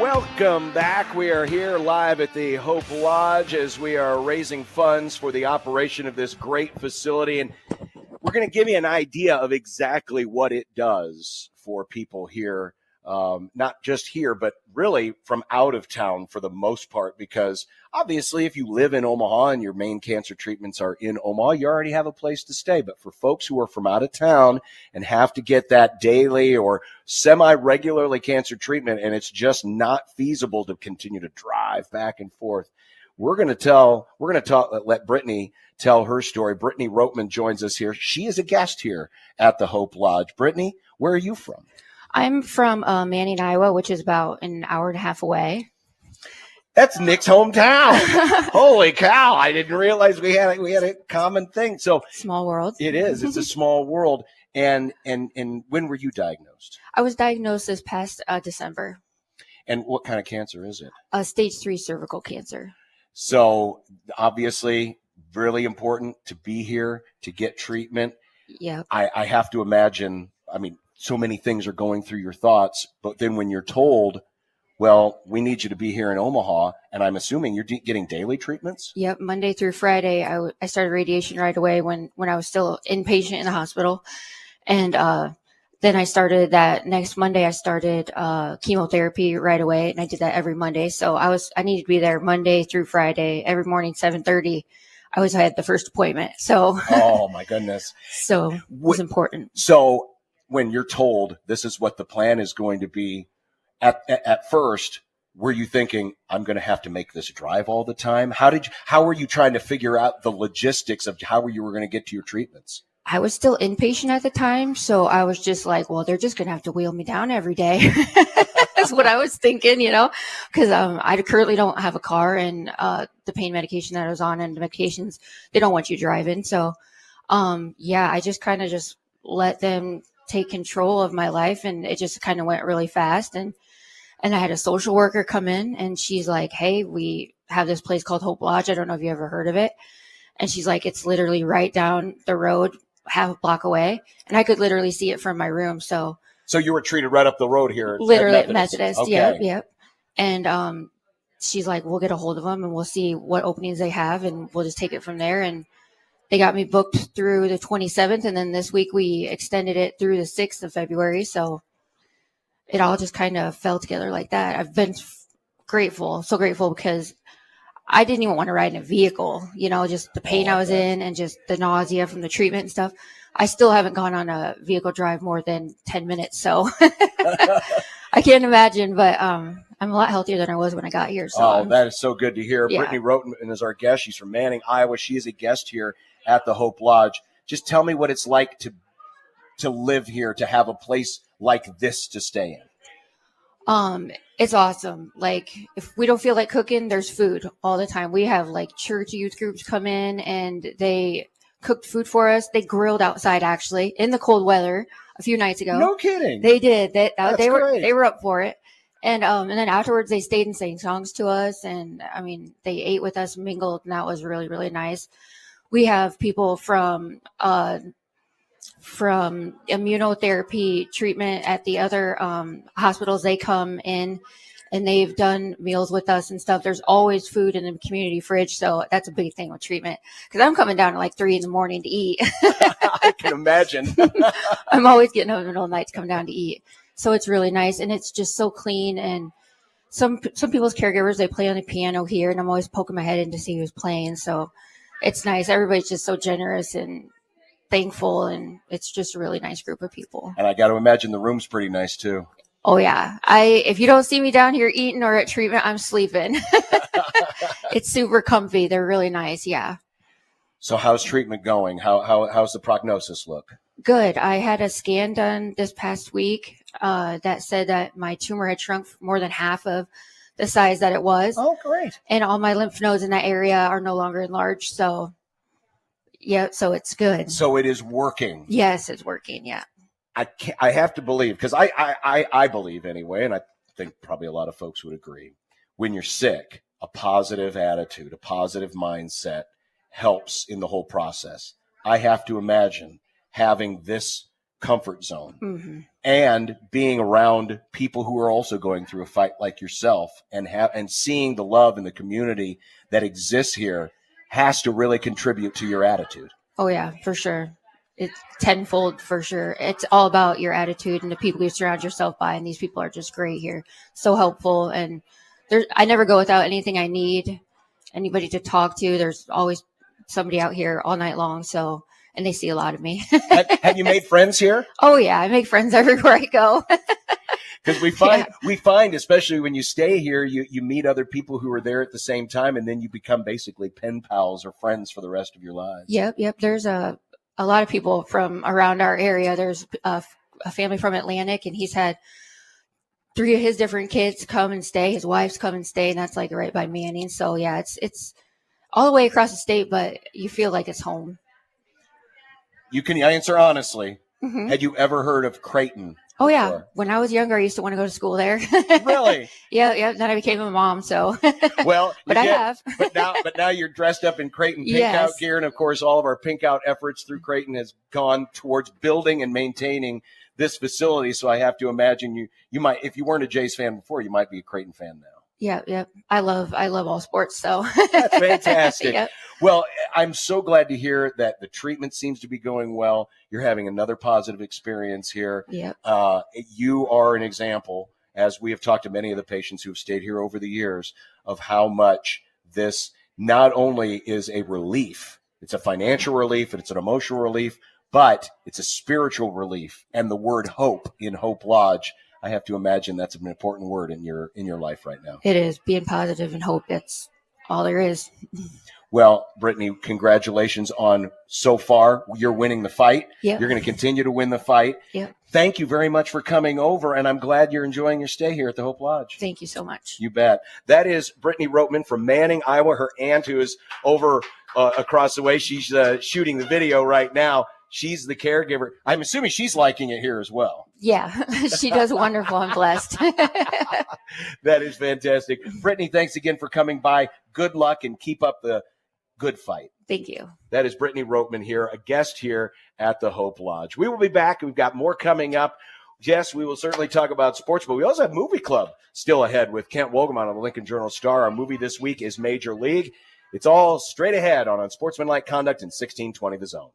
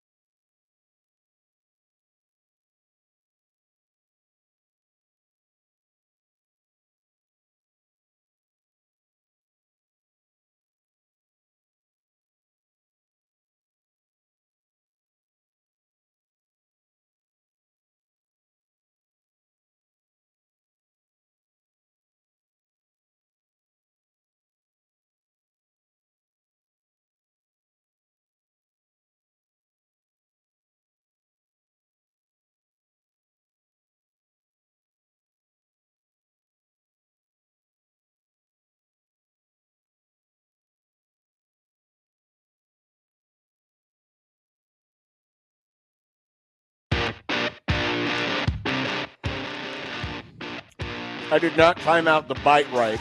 Sorry. John's just shoving granola bars in his mouth. Well, I was a little low on energy. I needed a little sugar. You need some energy. I get And it. they have the delicious granola bars over there. It does look very good. And I was talking to my buddy Bob Lakovic, whose son, Bob, pitched at Creighton many years ago. Bob is an annual. The good people over at Carpenter Paper Company, once again, brought in their carts of paper products. Boxes of paper products. Boxes. He every year we've done this, Bob has always shown up. So if you're like me, and the other day I saw one of Bob's trucks, Carpenter Paper Company, drive by, give him a toot toot and say thank you. Toot toot? Yeah, on your horn. It's what's your horn noise, and it goes toot toot. Well, mine makes a beep beep. Either way. Thanks again, Bob, Thank and you, the Bob. good people at Carpenter Paper Company.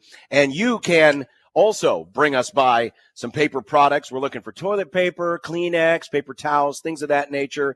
My old buddy Andrew came by and he remembered from last year when I was, for some reason, struggling with the word laundry detergent. Oh, I said the forgot stuff about that. the stuff you wash your laundry with. And Yes. then Mac, of course, it happened when Mac was here, so he was like, "Oh, you mean laundry detergent?"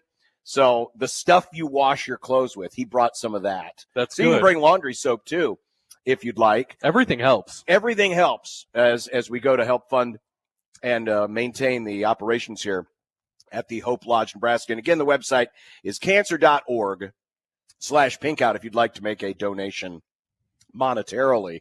And we'll be matching up to $30,000 donations courtesy of Nebraska Cancer Specialists. But while we are on the subject of basketball, the first place Omaha Mavericks, 8 straight games, longest winning streak they've had in almost 20 years. It's the longest winning streak since they moved to Division I. Beating St. Thomas. No, not the player St. Thomas, the team St. Thomas. The team. 89-78 last night. And so the Omaha men sit alone atop the Summit League standings. It was another great team effort, but another tremendous individual effort from Markel Sutton, who ran into foul trouble in the first half and was really limited, didn't really do much of anything because he only played 8 minutes of the first half, but he got in the second half, scored 19 of his 24 points in the second half, grabbed more than half of his 9 rebounds, and he had three key plays in a very important stretch. Omaha led most of that game and up by 10 at one point, cut it down to 4, got a couple of threes. And then Sutton he'd hit a quick 2 with a hand in his face. He then got, on the next possession, offensive rebound, got fouled, hit a pair of free throws. Then he tipped a missed free throw over to Jayshawn Glover, who hit the layup, and that pretty much stymied St. Thomas's comeback effort. I mean, it was a really great stretch there in the latter stages of that game. And now the Mavericks are in position. Yeah, sure, you're in the Summit League. It's all going to be about who ends up winning the conference tournament. Mm-hmm. But you got to get yourself in that position, and they're going to be in prime position to be at the top of the standings, to have a good seed. And certainly, at the very least, you'd love to come away with the regular season championship. This team's playing awesome right now, and I would not have guessed it a few weeks ago when they were just getting beat left and right. But as soon as conference play started, man, they have kicked it into gear. And next up, they'll go down to Oral Roberts, down to Tulsa, Oklahoma, and Gary will have the call at 7 o'clock on Saturday night. I believe that should be on 1180, correct? Yes. On sister station, Zone 1180, The Zone. See if they can be at the summit of the summit. Oh, that's... I hope Gary's used that, by the way. That's genius. No, Gary's not going to use bad puns like that. Oh, come on. No, but what Gary probably will do is remind folks that with every win, it's beat the trash can. Oh, that's right. I've beat seen the these trash videos. can. Really good story. Clayton Collier over at Channel 6 did a feature on it, and you might want to check that out on WOWT.com. But Kyan Brown, the assistant coach, has been the one who started the idea of kicking the can, the trash can. But it's not kicking the can. It's take a belt out and beat the can, take a baseball bat out and beat the can.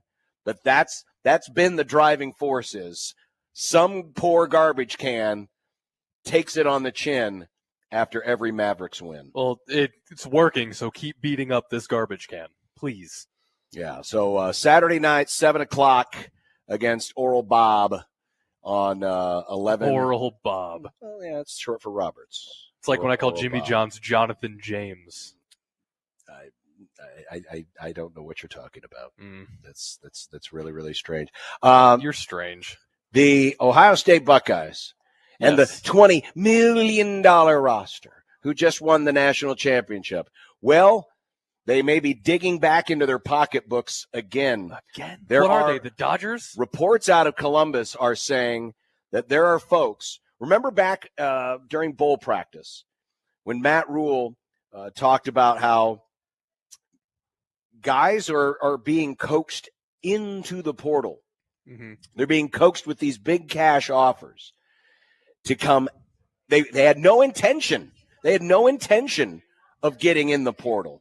But then they get in the portal because somebody puts a little bug in there and says, hey, we'll pay you some money. They're being tempted. Well, have some fruit. Jeremiah Smith, the uber-talented freshman of the year wide receiver, reportedly is being offered $4.5 to $5 million. Wow. According to Pete Nakos of On3. He says that Smith is being offered between $4.5 and $5 million to leave Ohio State and get in the portal. Because remember, with Ohio State and Notre Dame, it's a 5-day window. After the national championship game, it's a 5-day window for those players who want to get into the portal. We've seen a few from Notre Dame already leak in, for example. In addition, Carnell Tate has been offered $1 million to enter the portal. You could buy a couple Porsches with that. Yes, you could buy a couple of Porsches with that. But now Smith did tweet out, he quote tweeted someone else who was basically saying, yeah, Smith's not going to leave. He's too loyal to Ohio State. And Smith answered with the 100 emoji. So he's probably going to stay. But I guarantee you that loyalty does come at a price. Yes, absolutely. I guarantee you that money comes at a price. It's interesting, though, because today Ryan Day was on Dan Patrick's show. You can hear that on our sister station, 1180 The Zone. And he was mentioning the tampering rules because we've had episode. There was a Wisconsin player that allegedly was being tampered by Miami, Wisconsin. They made the allegations and said, hey, these guys are tampering. They're cheating. Well, Ryan Day said today on the Dan Patrick show, he said, I think the first thing you have to do is bring in great people and families, but you also have to value them and try to do everything you can to get what they deserve and what is fair. But there's also something to be said for being around a program like ours. And you think if it's all equal, we'll have a chance to get our share of guys, but it is different. There's no question. I think as coaches, we're all looking for a little bit more guidelines on this. I mean, everything is so gray right now. He later went on, this is Ryan Day from the Dan Patrick show. I think one of the biggest issues that we have across the board in college football right now is enforcement. You know some of the stories of some of the things that have gone on just within the last couple of years or in the past, but enforcement is really strained right now. And so until we start enforcing some of these rules, people can just call someone's agent or someone's parents and offer them a certain amount of money, and it goes from there. And that's just part of it. That's Ryan Day today from the Dan Patrick show. There's no question there is an enforcement issue, but the NCAA doesn't have much of an enforcement arm anymore. They have been so neutered because of the different court rulings and the all the different, just the chipping away of what was the NCAA's very stern, very ground in stone rule book. And that has slowly been chipped away. And one of the things that has gone by the wayside is just enforcement. And the problem is with tampering, some of that can be hard to prove. Then the other question becomes, well, how do you enforce it? How do you prove it?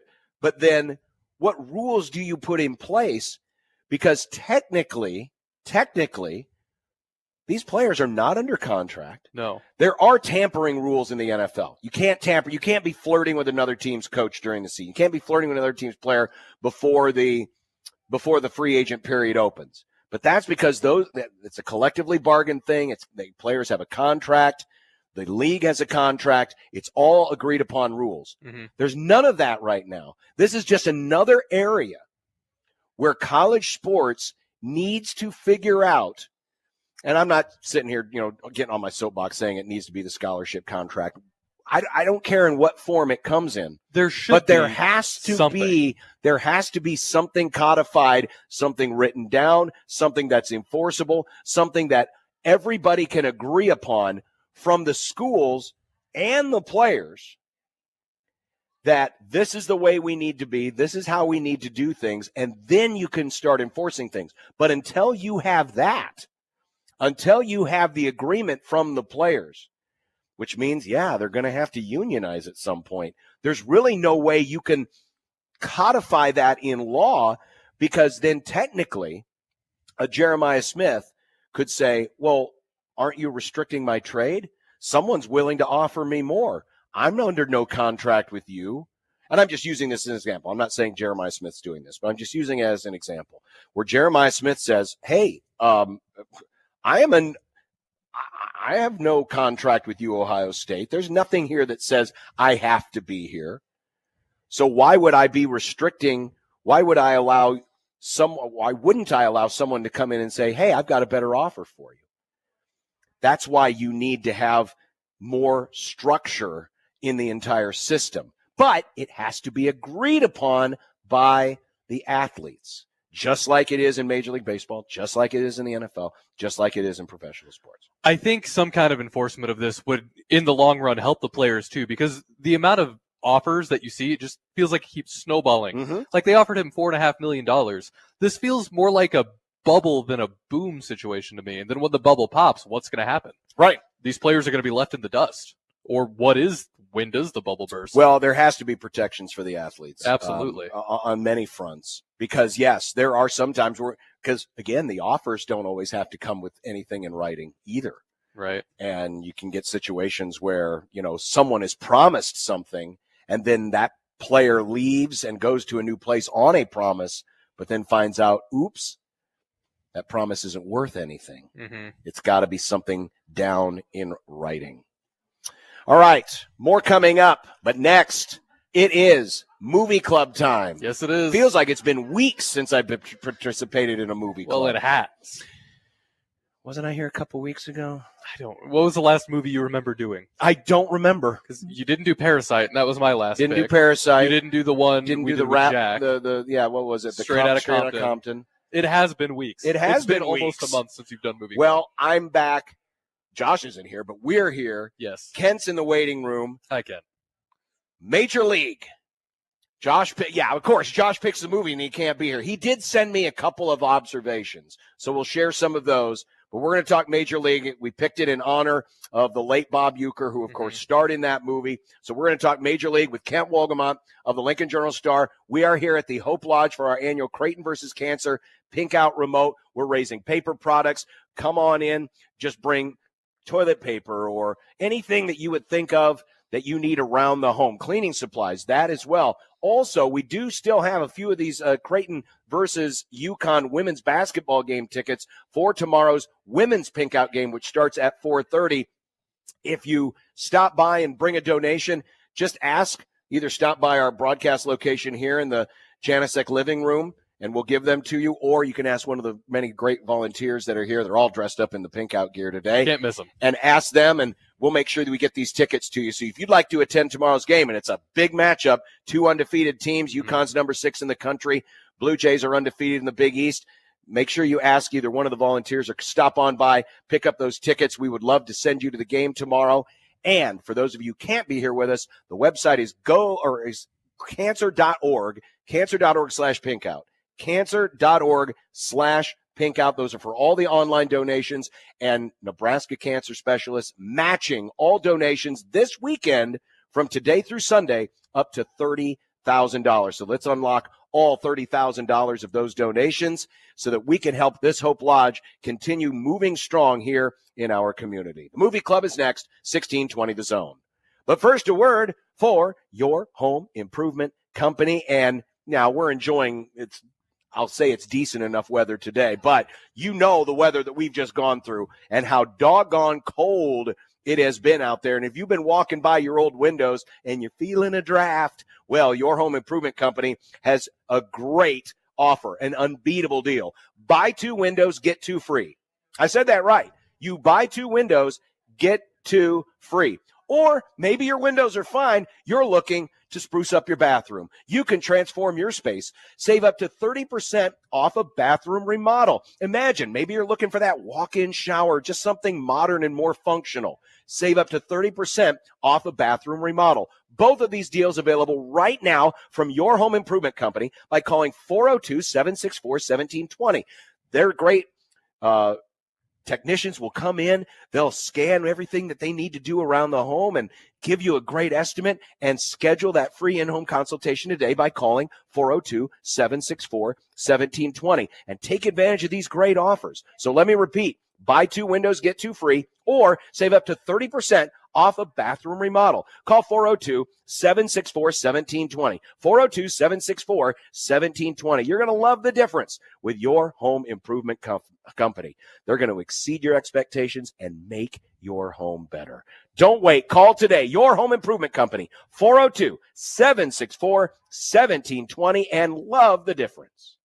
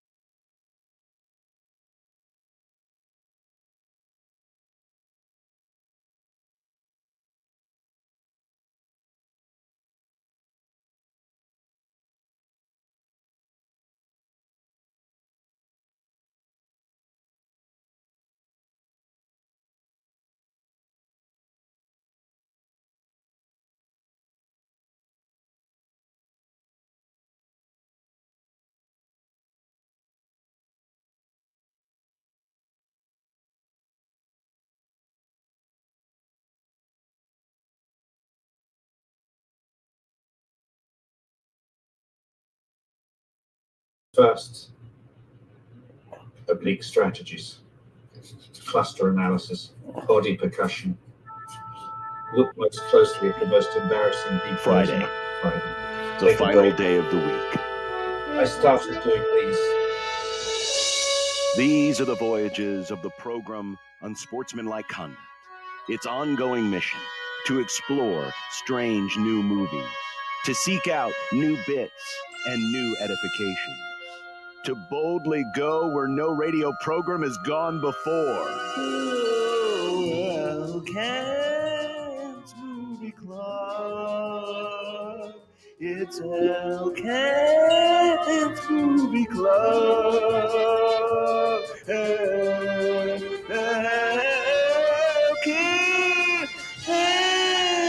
Movie Club.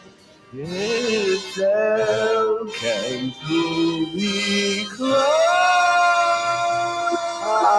With Kent Wolgamon of the Lincoln Journal-Star. Kent, how are you doing today? I'm doing quite well. I've also got a giant echo here. Did we get that taken care of? Oh, Oh. are we having an echo issue there? I was. It's gone now. I don't know. Oh, what's it's going gone on. Okay. Good job, Joey. Whatever Joey did, or maybe it was magic. You know what it was? It was Pete Carroll. Pete Carroll fixed your echo there. Thanks, Pete Carroll. Kent, how do you feel about joining the Pete Carroll era of the Las Vegas Raiders? Would not have been my first choice at 73 years old, but as long as it doesn't also become the Russell Wilson era, I'll be fine. Let's ride. I mean, that's possible. There could be a Yeah, that's the big speculation, and that would be it. Russ is done. I mean, he showed that at the Steelers. We don't need a bad veteran bridge quarterback. Kent Wolgamon joining us. Of course, Major League is a movie. Josh sadly could not be with us today. He was feeling a little under the weather, so he picked the film. Now, we picked it, of course, in honor of Bob Uecker, who passed away last week. This was the movie that, I mean, I don't want to say made him a star, because he was already a national star thanks to Johnny Carson, but probably a good chance he got this role because he was just, he was Mr. Baseball, as Johnny said. And, of course, in 1989, Johnny Carson's still on the air, and I don't know if especially younger folks appreciate the influence that the Tonight Show had back in the day. I don't know what the millions of viewers were back by 1989, Kent, but if you were on the Tonight Show, we saw so many great comedians got their start, really became big because of the Tonight Show. And Bob Uecker, being a regular of he'd probably be on 2 or 3 times a year on Johnny's show, that made him a national name. Yeah, it did. And remember that the Tonight Show, today we're used to 80 bazillion late night programs, right? That was really the only game in town. I mean, ABC kept trying to crank out competitors, and Dick Cavitt's show, but it was a completely different show. It wasn't the same exact kind of show, but they tried Joey Bishop and this person, and it never worked, and it worked for Johnny. And so everybody that was where you went for late night, as opposed to having to pick or multiple opportunities. That's the first thing. But I do think this is the one that really made him nationally really visible, because if you think about it, the kids that went to the movies then, right, the younger people, were not watching Johnny Carson. Right. The late night shows have never skewed young. So this is what made Uecker for the 30 years that followed, or however, almost 40 years, I guess, that followed. Yeah, 36 years, the summer of 89. Yeah. And I remember when this movie came out, I was just finishing up high school. And I remember, of course, I'd watch the Cubs games, and Harry and Steve would talk about it all the time. It was the talk of Major League Baseball. I mean, the folks around Major League Baseball talked about this because Uecker kind of gave it the the necessary rub, the kiss of legitimacy, because everyone loved euchre around baseball, and how important that movie was to them and how much they enjoyed it. I can remember, again, Harry and Steve talking about how much they enjoyed the movie, and it was so funny. And so people around baseball gave it a lot of legitimacy as well. Yeah, and the other thing that helped with the legitimacy, honestly, is they brought in Steve Yeager, and they ran those guys through basically training camp, for lack of a better way to put it. And if you weren't at least able to kind of look like what you were doing, out. They just didn't, and some of them were halfway legit. Charlie Sheen was a high school baseball player, had some college offers, and roided himself up, by the way. He was roided up. So what, you mean Charlie had a chance to take drugs and decided to do it? I can't believe that. Baby. Crazy. And he went, and apparently his fastball went from the high 60s to the mid 80s. So he was actually throwing it pretty good for a amateur. And the other trick they did, I went down the full rabbit hole on this one last night. Okay. Uh-huh. The other trick that they did with him is they moved the plate up 10 feet closer. So it would look like he was throwing it faster. So it would cut down on the distance, because it wasn't a stunt double. I mean, absolutely not. Saw, and they would, especially at the end of the movie, they're doing like the super slow-mo to build up the drama.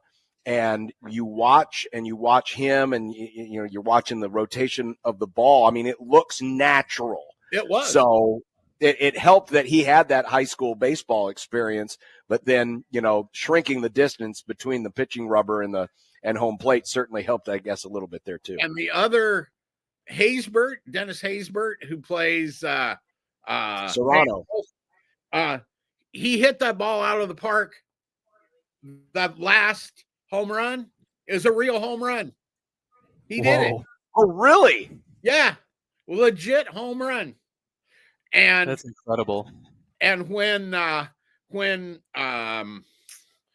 Willie Mays Hayes makes the over the fence catch, Snipes did it. Wesley Snipes did it. Those were legitimate plays.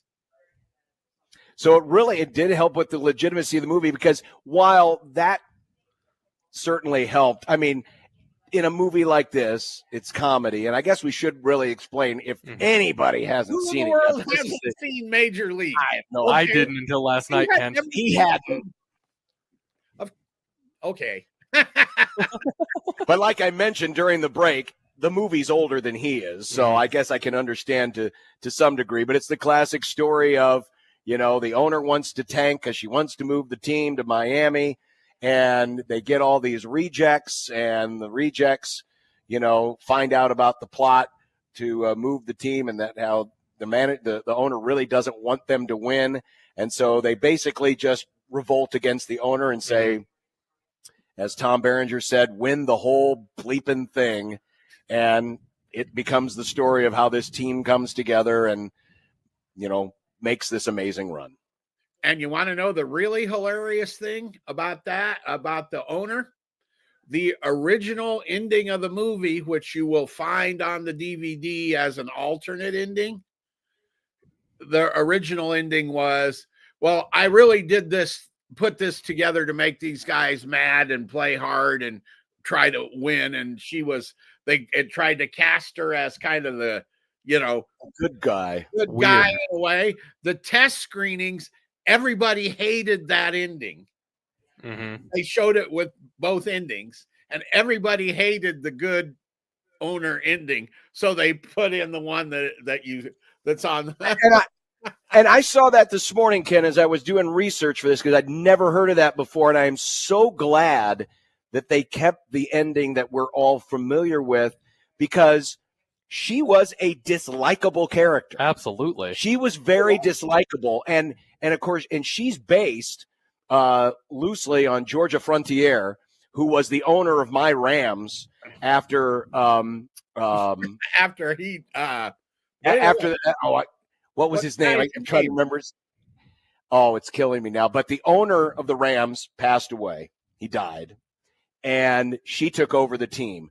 She was clueless, had no idea what she was doing. She was like the typical of the day. I say typical of the day, trophy wife, you know, where, you know, she was not, you know, of business. She was more of an elegant, had no idea how to run a team.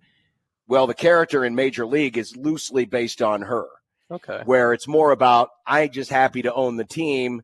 Not really interested in owning the team. And the actress. So to make her out to be the bad person, I thought was great, because I thought Margaret Whitten, the actress, did a great job of portraying the fact that she was this unlikable character who just was like, I don't care. I don't own a baseball team. Who cares? And she said she personally made her character a cross between George Steinbrenner and Marge Schott. Wow. Well, thankfully she didn't take some of the elements of Marge Schott. True. That we would find out a few months later after the movie was released of those behaviors. A couple questions I had that I could look up, but honestly, Ken, I just like hearing you explain things, so I didn't. How did the licensing work? I'm always curious about movies like this. How did the, at the time, Indians okay this, green light this to happen? And same with the Yankees with their branding, because the Yankees are kind of strict about stuff, aren't they? Yeah, David Ward, who wrote and directed this, is a Cleveland native. Okay. And he wrote the movie in part. He said he did it because the only way the Indians were ever going to win anything is if he made up the story. Incredible. And the Indians signed off on it, right? They were fine. And Major League Baseball at that time was not the controlling force that it is now with the teams. And Steinbrenner, who obviously was the owner of the Yankees then, was a Cleveland native. And he didn't particularly like the fact that the Yankees were the bad guys. But on the other hand, he was like, it's fun, it's funny, go ahead and do it. And so really, this movie only could have been made when it was. Correct. Exactly what I was going to say. Everybody associated with the movie, they tried to do. There was a crappy Major League 3 that really didn't have anything to do with these characters and all of that. But they were trying to do a third one. Ward was. The script was written. Charlie Sheen had raised a lot of funding for it. And it has not happened. And the reason it has not happened is Major League Baseball isn't going to let that happen again. No, not at all. Right. Yeah. The idea that an R-rated comedy would be signed off on licensing wise by Major League Baseball today, or for that matter, any professional, league. Sport. Yeah. It's not just Major League Baseball. Never going to happen. No. Never going to happen.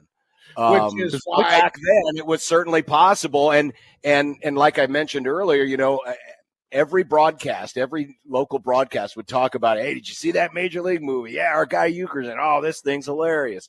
I mean, it was great marketing for the sport, and it was great marketing for the movie. And how many announcers have stolen just a little bit outside? Have you done it? I've done it before. I've done a lot of the things before. I've quoted a lot of movies. And one of the things, and I've seen this movie a dozen times at least. And what you forget, Euchre, obviously most of the quotable lines are his. But I forgot how many other great quotable lines there are in this movie. Now, some of them I can't say. The two people, in my opinion, most of them you can't say. Yeah, no. The two people that I credit for this movie being as good as it was are Euchre and the guy who played the manager, Lou Brown. because he had the next best, James Gammon, Mm-hmm. former character actor. He passed away a few years ago.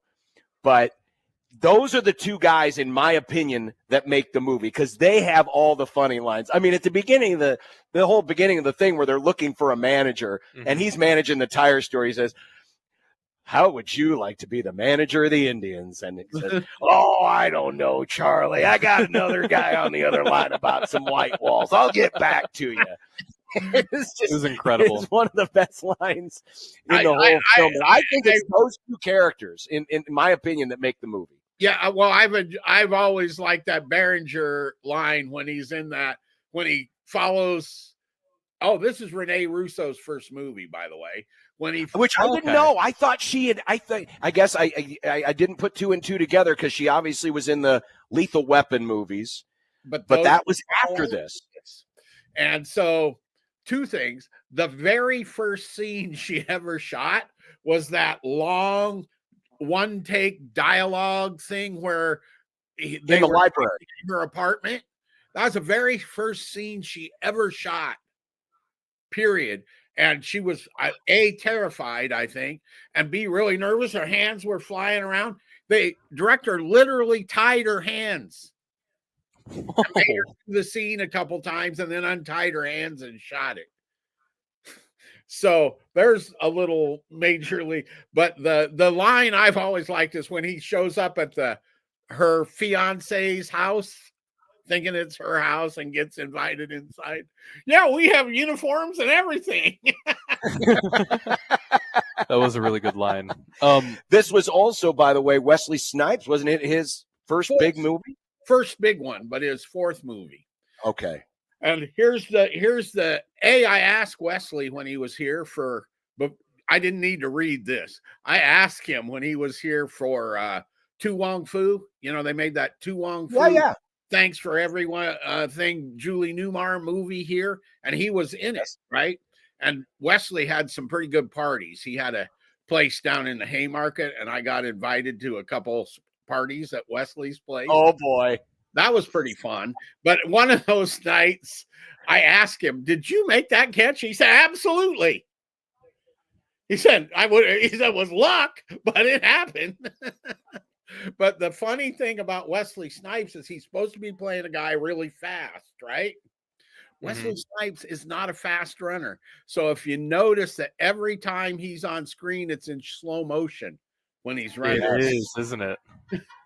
That's another one of the great lines is, you might run like Maze, but you hit like bleep.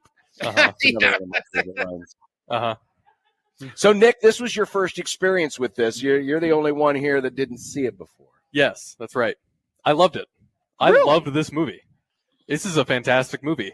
I don't know what you guys thought I would hate about this movie. Well, I just thought maybe, this isn't a Trading Places because it's a movie situation. of the 80s. Right, but this isn't a Trading Places situation. Okay. I didn't hate Trading Places because it was from the 80s. I didn't like Trading Places because the jokes just didn't land for me But these jokes did. Yeah, because I understood it, It helps that I work in broadcasting, and sure, all the things that Bob Uecker was doing was really funny because that is all very specific.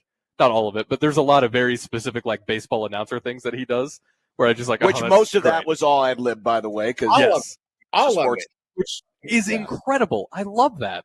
And I get there's some parts that are kind of weird, but I didn't feel like it was played intentionally. Like I felt like it was kind of tastefully done sometimes. Like they weren't going out of their way to like beat the dead horse and make fun of it. Like the one player, who's the guy who hit that home run at the end? Serrano.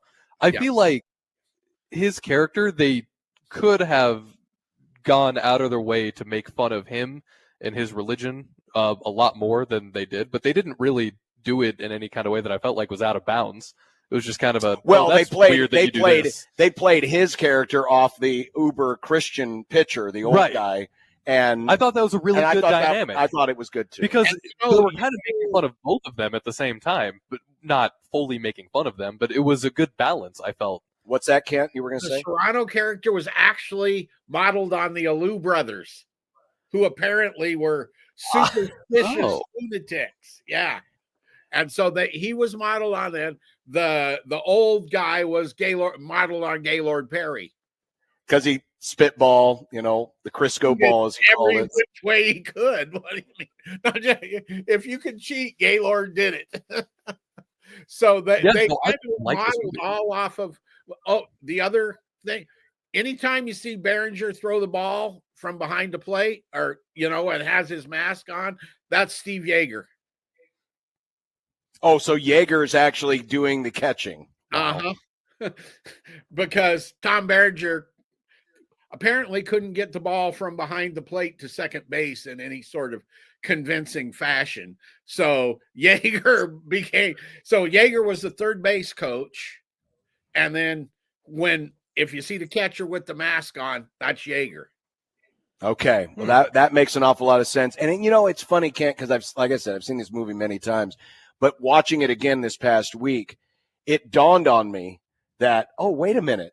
This is Charlie Sheen and Tom Behringer back on screen again. Of course, we saw them in Platoon. We reviewed that several months ago, where they're at each other's throats, and now they're in a comedy where they are best buddies. Platoon, another movie, by the way, where they went through a rigorous training just to portray themselves in the movie. It was interesting. Movie before this. Platoon was their movie before this, and apparently one of them called the other, and I can't remember who it was that was cast first to say, are we going to do this? And they kind of agreed to do it together. So really, Platoon begat this. In some sense, which you would not have expected. Yeah. Josh, who unfortunately could not be here today, but he did send me a couple of notes he wanted us to discuss.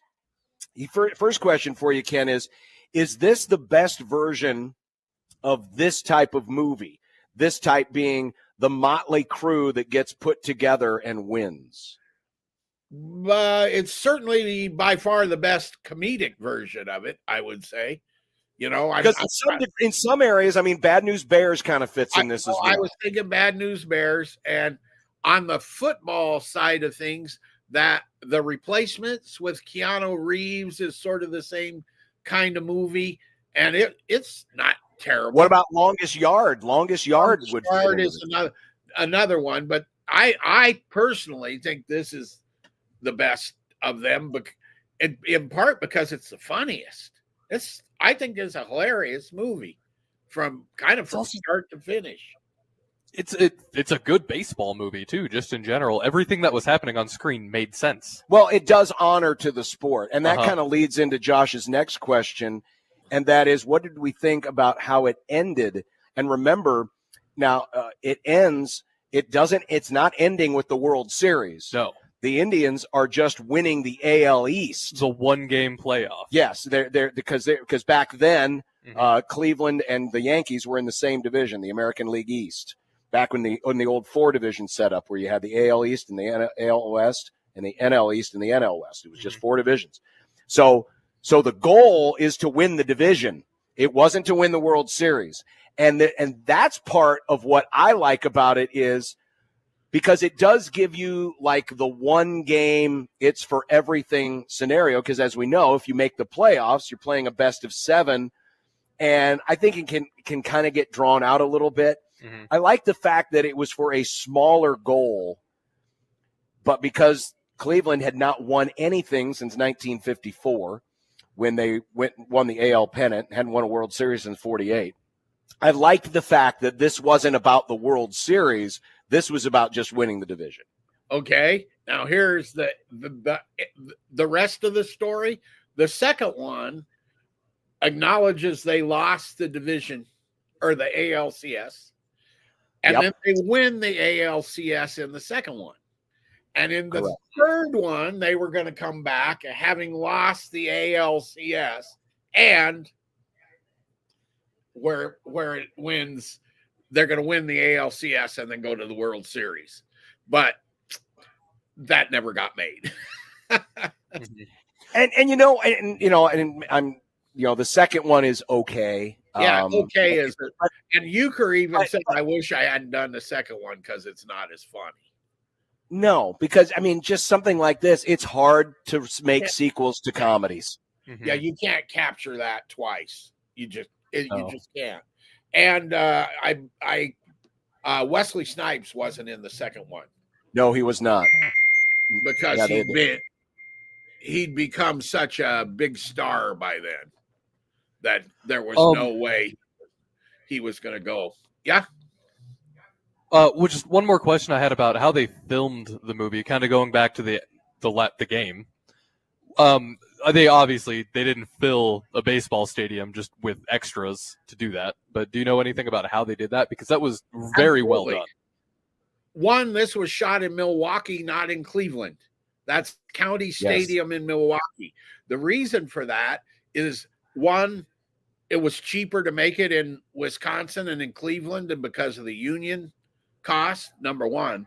But the real main reason is they shot it in like August and early September, and the Browns were already playing in Cleveland Stadium too, and the field was all marked up for football. So they had to go to Milwaukee. They had, I believe, 5 days in Milwaukee that they shot, that they had this full stadium, and maybe a little more than that. They got 27,000 people showed up for the first night, which is when they shot the last scenes. Mm-hmm. And then less people came each succeeding day, but that didn't matter because they wanted the stadium empty for those early scenes anyway. But they got 27,000 people showed up. And then you can, flip that around with your cameras to make it look fun. Right. That is awesome. And to kind of tie this around full circle to why we're here today, here for Creighton versus Cancer Day, Rob Anderson, our sports information director, is from Wisconsin. His dad, I believe it's his dad and his brother were extras. Oh, they were in the crowd. Really? They were in the crowd. And Rob's told me, before, and I've asked him about, how many people they would get there and how it worked and everything. And they were just in the crowd, just screaming and yelling. But there's a couple of things. Obviously, being in Milwaukee made it easier for Euchre because that's where he worked out of. He was the voice of the Brewers. But if you notice, if you watch the film, you look at the scoreboard, especially at the end, the advertisement for WTMJ Channel 4, which is in Milwaukee. That's a Milwaukee. It's not a Cleveland station. That is Milwaukee's NBC station, and it's still on the scoreboard. The other thing I noticed, and I noticed this very early on, maybe from one of the very first times I saw it, but the end scene, they win, spoiler alert, and the people start coming on the field, and that's the moment where Renee Rousseau shows off that she's not wearing the ring, and they're looking back and forth. If you watch that whole sequence carefully, the same overweight guy wearing a gray shirt comes running out of the stands twice. So he's like one of the first guys to come running on the field when the celebration begins. And then a couple of cuts later, you see the same guy sneak in behind Renee Rousseau and get back out on the field. He was just really so excited he did a lap, John. Yeah, I noticed that from almost the first time I saw the movie. I said, wait a minute. And so I hit, because I watched it on HBO or something, I rewound the tape or whatever, and it was like, oh my God, it's the same guy. See, I'm surprised you didn't hate that because they were storming the field. You hate when people do fun things. Well, I mean, but when when Cleveland wins their first, anything in a long time, you got to remember where my mind was at this time. The Cubs hadn't done anything in my lifetime. So I felt a kinship with Cleveland. Yeah, you only had to wait another, 20, 30 years? 20. By the way, the Cubs did win the division in 1989 when this movie came out, so I'd like to think this movie maybe had something to do with it. We'll see. The line that hit me just from my own background was, Willie Mays Hayes makes the basket catch out there and comes running in, and man, great catch, but don't do that again.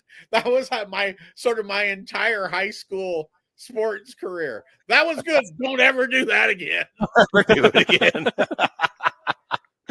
Well, that is Major League. It is streaming on, where was it? Amazon, right? But only for the next 9 days. I don't know what happens after that. Well, trust me, folks. Paramount Plus.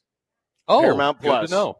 You'll find it in a lot of different places. It still ages pretty well. Yeah, like I said, I liked this movie a lot, and everything that happened on the field made sense. It was baseball. And I like baseball. Okay, so next week, once again, I'm on the road. I miss another movie club. You missing a movie club? But Jack Mitchell is filling in. Oh, good. And you made the mistake of giving him the power of picking next week's film. Because he picked the one straight out of Compton a couple weeks ago. And then he complained about it. Yeah, right. That was nice. Because of the continuity, right? He complained about the continuity. That was about the sports uniform stuff. It's like, what? So now I gave Jack more power to pick something that he actually wanted to watch. So next Friday, we're watching a documentary, Kent. It's not an actual movie. Well, I mean, it is, but it's a documentary. It's called Music Box Yacht Rock, a documentary. We're watching a Yacht Rock documentary, Kent, on Movie Club. Kent is hitting himself in the head right now. You got to remember. No, so we're going to go in a completely different direction music-wise, but it's the Yacht Rock documentary streaming on Max or currently on HBO. And it's spelled DOCK-umentary. I'm not sure why. I don't know enough about Yacht Rock. Yacht, right? Goes to a dock.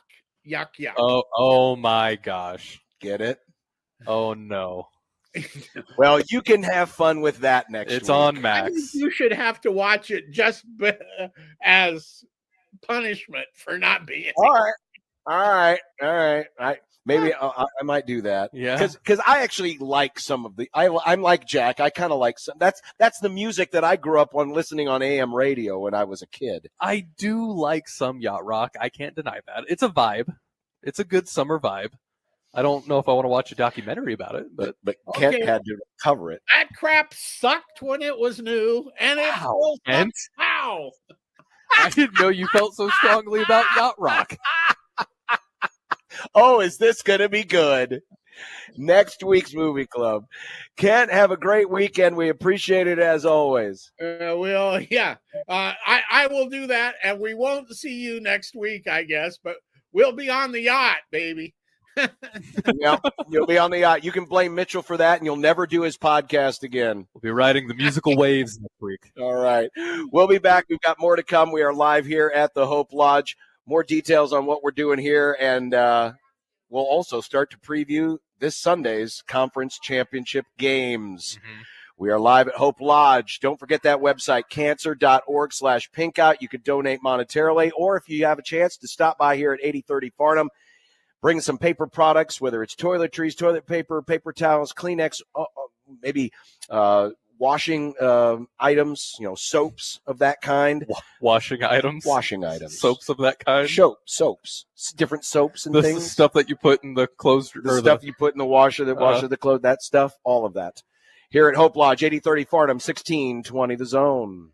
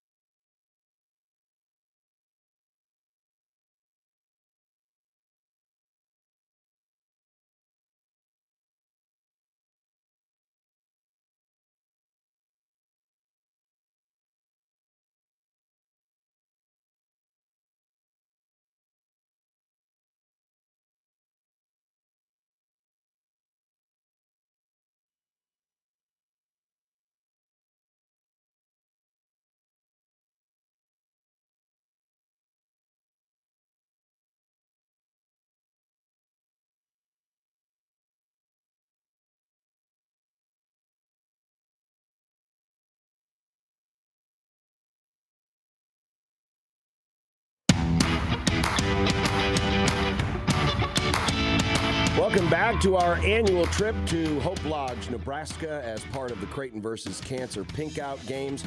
We, of course, will have coverage of both games starting 12:30 will be tip-off of the men's game against Seton Hall, and then a special, first-time only, doubleheader as the Creighton women will host the Yukon Huskies at CHI Health Center. Josh will be on the call starting at 4:30. And, of course, all of the efforts have been going through the many years of the Pink Out campaign towards the Hope Lodge, Nebraska. And we always like to welcome in those who are on the front lines of the battle against cancer. And joining us is the breast surgeon at Methodist Physicians Clinic and the Methodist Eastbrook Breast Center, Dr. Lisa Poole. Dr. Poole, thanks for coming on our special Pink Out Day.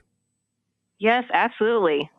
This is the 13th year that Methodist is part of this, and certainly you being right there at the Estabrook Cancer Center. Just talk to us about how important events like this are, not even so much from the donation side, but from the awareness side, because that is really the first step in fighting cancer.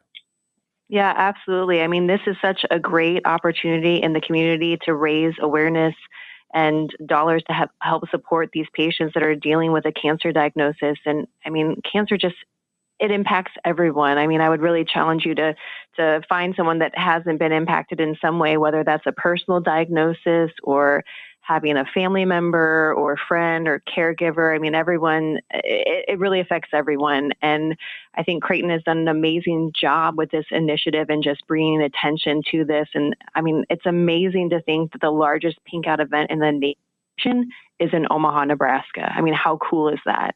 It's incredibly cool, Dr. Poole, and Methodist as well, longtime partner with the American Cancer Society. They played a role in the Hope Lodge project. Talk to us a little bit about how that has come to be. Yeah. So, I mean, here at Methodist, we're just huge supporters of the American Cancer Society.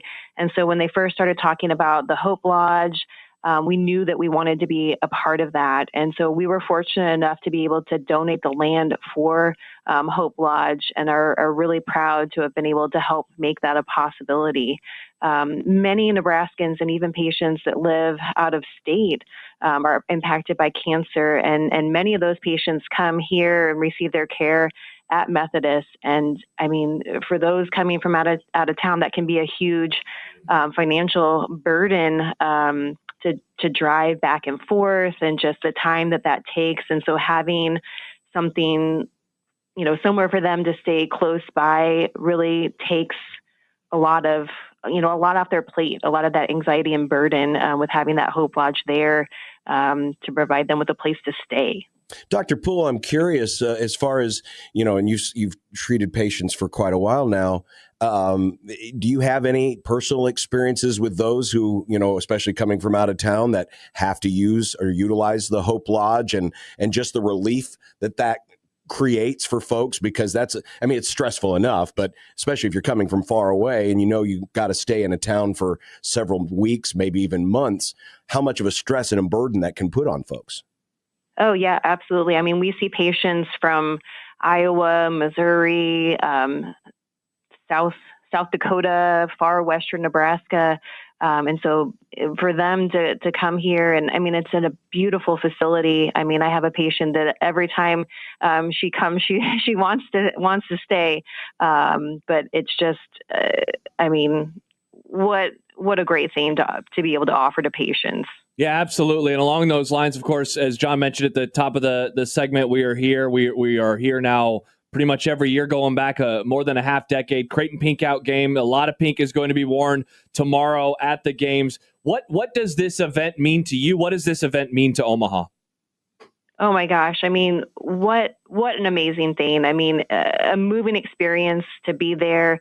I think, people that go there and support these patients with their pink, it lets all of those people being affected know that they're not alone, that everyone there is supporting them, everyone beyond that is supporting them. And just amazing to see our community come together in that way to just let all these patients know that we're all here for them. And we're so grateful to our Methodist volunteers as well that will be at the game distributing T-shirts. Dr. Lisa Poole's joining us. She's a breast surgeon at Methodist Physicians Clinic and the Methodist Estabrook Breast Center. Tell us more about the Estabrook Breast Center and how many patients you cycle through there every year, because it's one of the best facilities in our area. Yeah. So in 2024, we actually had over 60,000 patient visits to our cancer center. And I think that just speaks to not only the need that we have, but also that Methodist is really a destination for cancer care. We certainly have a lot of patients here in the Omaha area, but, like I mentioned before, a lot of those patients are coming from out of state as well. And so just having this partnership and the Hope Lodge here available for patients, just what a great comfort, convenience for them to have someplace to call home while they're receiving their treatment. Dr. Poole, we talked about it earlier with Coach McDermott, and we've talked about it every year when we've done this, the importance of early detection. As we mentioned, it's not just, the Pink Out being a fundraiser to help keep the operations of the Hope Lodge going, but it's also a reminder to folks, make sure you get screened, whether it's breast cancer or prostate cancer, any cancers, make sure you're getting those screenings. I'm sure you can speak very empirically towards just the importance of the early detection and how much that has improved the survival rates, especially with breast cancer. Absolutely. I mean, screening is so important. We are finding cancers, sooner and earlier today than we ever have before, and really finding things where they're at the most early treatable stage, and really hopefully minimizing the treatment that patients will have to undergo. I mean, it's just phenomenal what the attention to breast cancer has brought to screening for it. And that's the reason why we're here, the Creighton versus Cancer Pink Out Games this weekend, and why we are here today at the Hope Lodge, Nebraska, just down the hill from Children's and Methodist Hospital. Dr. Lisa Poole, breast surgeon at Methodist Physicians Clinic and the Estabrook Breast Center. Dr. Poole, we thank you very much. We appreciate all the work that you do to help your patients, and we thank you for your time here, and thanks again for all that you and your colleagues do to help us save lives. Yeah, thank you.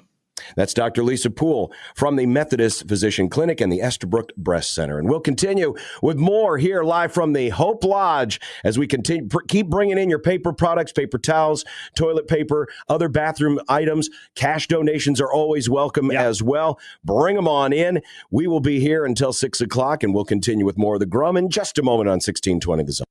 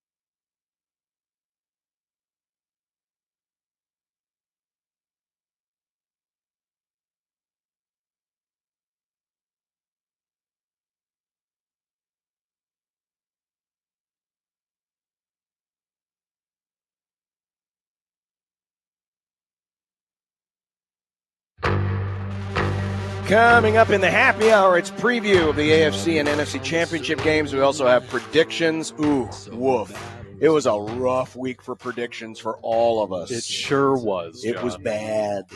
So we'll try to make up for that. It's all coming up in the happy hour live here at the Hope Lodge. Again, cancer.org/pinkout if you'd like to make a donation, or if you're in the area and happen to have some paper products, you can drop by with toilet paper, Kleenex, other accessories, toiletries, bathroom items. Please drop them on by 8030 Farnham. And we did have one of our great listeners of the Grum bring by a cash donation and also claim those tickets. We did. The Creighton women's basketball tickets against UConn, because they will be the second half of tomorrow's doubleheader. Both games can be heard right here on the Zone. 11 a.m. is when our pregame coverage starts for the men's game with Austin Jacobson. Myself, Taylor Stormberg, at high noon with the tip-off at 12:30. Then, of course, Jimmy and Alex will have the men's postgame show, and that will lead us into Josh's broadcast. And hopefully Josh will be okay and strong enough to go tomorrow for Creighton women against UConn here on 1620 The Zone. So we got a full day for you from the CHI Health Center. Incredible day if you love basketball. Yes, it is. Because Nick is here, I figured we better talk some baseball. Yes, thank you. Robo-umps are coming to the major leagues. Now, it's not ready yet for prime time. However, this spring, during spring training, the challenge system, in which the human umpires still make the vast majority of the calls. Actually, they make all of the calls. And you will get 2 challenges per game to, if you disagree with the call, they will go to the automated ball strike system, the ABS system. And if you are successful, and if the umpire called it one way and the robo-ump calls it the other way, you win the challenge. You get to keep the challenge. Or if you lose the challenge, then you're down to 1 challenge left. So more than 60% of spring games, there's a story today in The Athletic, more than 60% of spring games will feature ABS, automatic ball strike.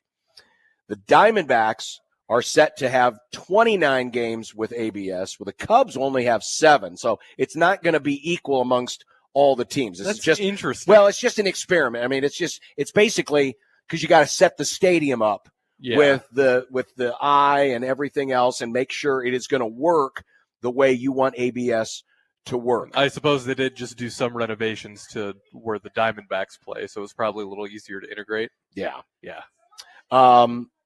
So the system's going to be a little bit different in terms of the shape of the strike zone.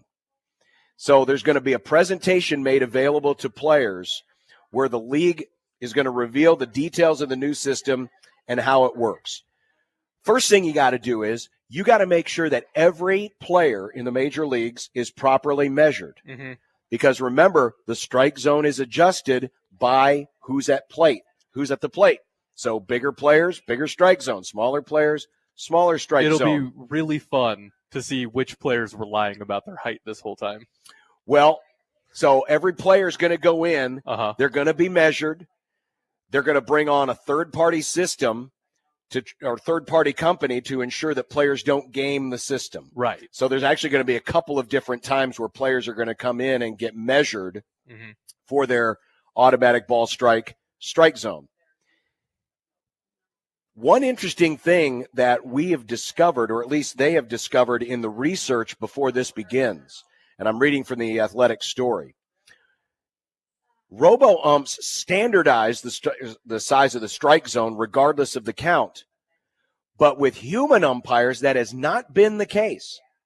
So according to data that the league has included in the presentation that they have made to the players, they have discovered that the strike zones change, and this is because umpires have been getting graded with the electronic eye for quite a while now. Every umpire gets a report of how they did, and it shows, hey, you were off here, you were right here. And so they have a measurement of every umpire's strike zone. And what we have found is in a pitcher's count, the strike zone is bigger. For example, On a 3-0 count, the average 3-0 count, the strike zone, according to how the umpires have been graded, has measured up to 550 square inches. But on an 0-2 count, the human strike zone reduced to 412 square inches. So pitchers were getting squeezed in a more advantageous count because umpires were giving a little bit more leeway to the hitter versus when it was an advantageous hitter's count, a 3-0 count, a 2-0 count, and it's almost uniform down the line. It's amazing. 3-0 count, 550 square inches. 2-0 count, 542 square inches. You get to like a 1-1 count, something pretty early in the strike zone, or an 0-1 count, 485 square inches, 466 square inches. But it is smallest when it is an 0-2 count, 412 square inches. And so, and listen, hitters are smart enough. They're aware. Great hitters always know their strike zone. So they're probably aware, you know what? That umpire's going to give me a couple more inches off the outside corner if I'm behind in the count. With automatic balls and strikes, that is not the case anymore. So what will be interesting is if the human umpires continue to squeeze the strike zone, the more the count is in the favor of the pitcher. Will that be the times you will see more challenges because the traditional strike zone, according to the automated umpires, is going to be consistent no matter what the count is? So I went to a handful of Storm Chasers games last season, and they had the challenge system. I really liked the challenge system. I think that it could stand on its own without robo-umps. I do like, as annoying as like an Angel Hernandez or whoever can be, I do like that each umpire kind of has their own individual call of what a strike zone is. I think that adds an element to the game. The challenge system, I think, is the best way to counteract that. So if there's something that you really want to get looked at, I don't know if we need both of these together. It feels a little too excessive. Well, I mean, but it all works in concert. This is the system. The robo umps, that's the technology. That's what we call it. The only time the robo ump is used is in a challenge. Because there were two different systems that they tried to experiment with. The challenge system, or just having the robo ump call the entire game, and it gets fed to an earpiece to the home plate umpire, and the home plate umpires, the only thing the home plate umpire is charged with doing is saying, robo ump says it's a strike, it's a strike. It's a ball, it's a ball. So this is still keeping the human element in the game, but it's adding that added level of strategy.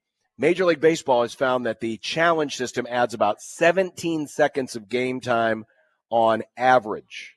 In the minors, the league tested a version of the challenge system that allowed 3 challenges per game rather than 2. I will say one of those Storm Chasers games I went to with this challenge system, it did feel like there was all 3 challenges used in one half inning. But remember, if you win the challenge, you get to keep it. You do. So theoretically, you could have many challenges in a game if you keep winning those challenges. It did slow the pace of the game down, but it wasn't excessive.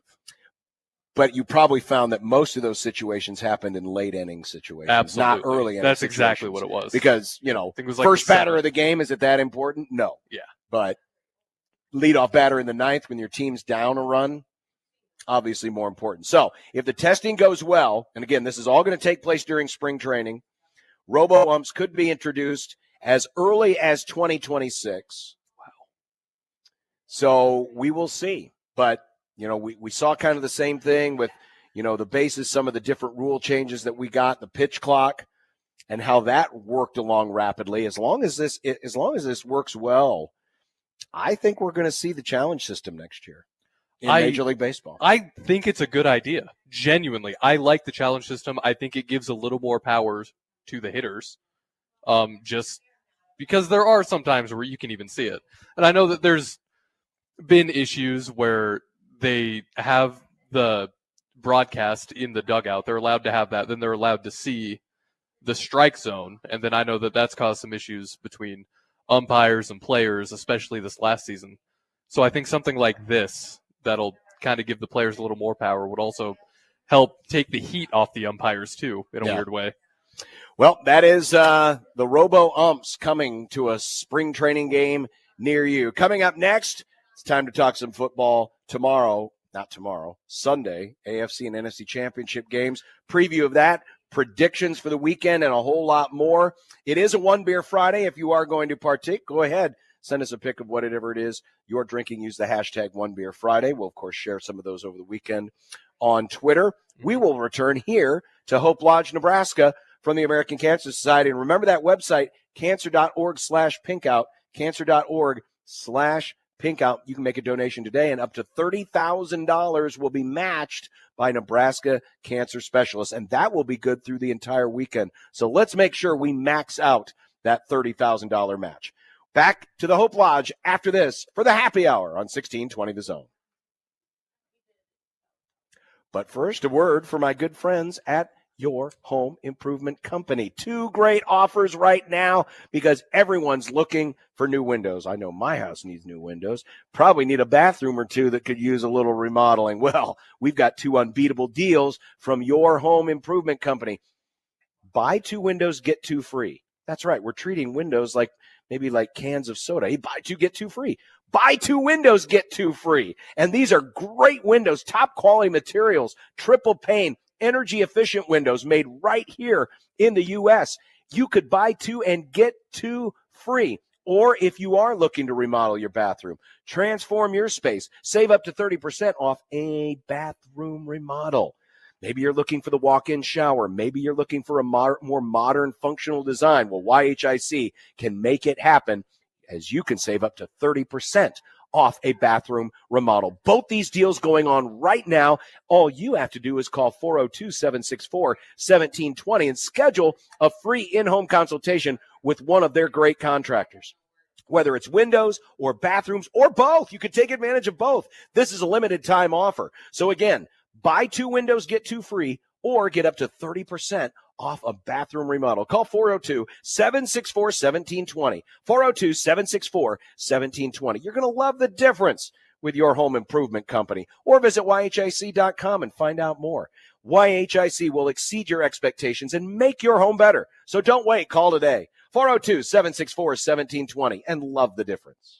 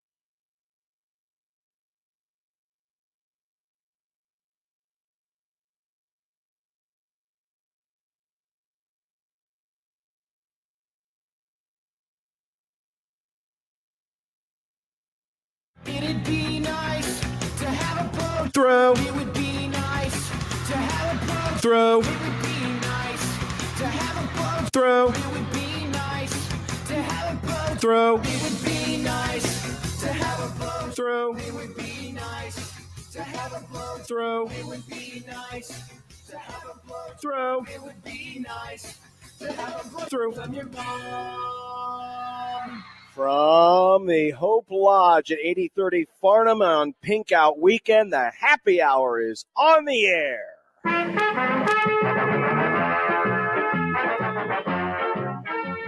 And we want to thank everyone here from the American Cancer Society for hosting us again this year. This is one of our favorite events where we get to raise some awareness for what is just a truly special place in our community, the Hope Lodge, a place where cancer patients and a loved one can stay for extended periods of time. We talked with one of the patients earlier in the show, Brittany, who is here from Nick's hometown of Manning, Iowa, who had ovarian cancer or cervical cancer, I believe it was, and has to stay here in Omaha to get her treatment, just literally right up the road here at the Estabrook Cancer Center at Methodist, and how important it is to have a place like this, because a lot of people who are from out of town who can't drive back and forth, especially when you're talking about cancer treatments, can get the nausea is devastating.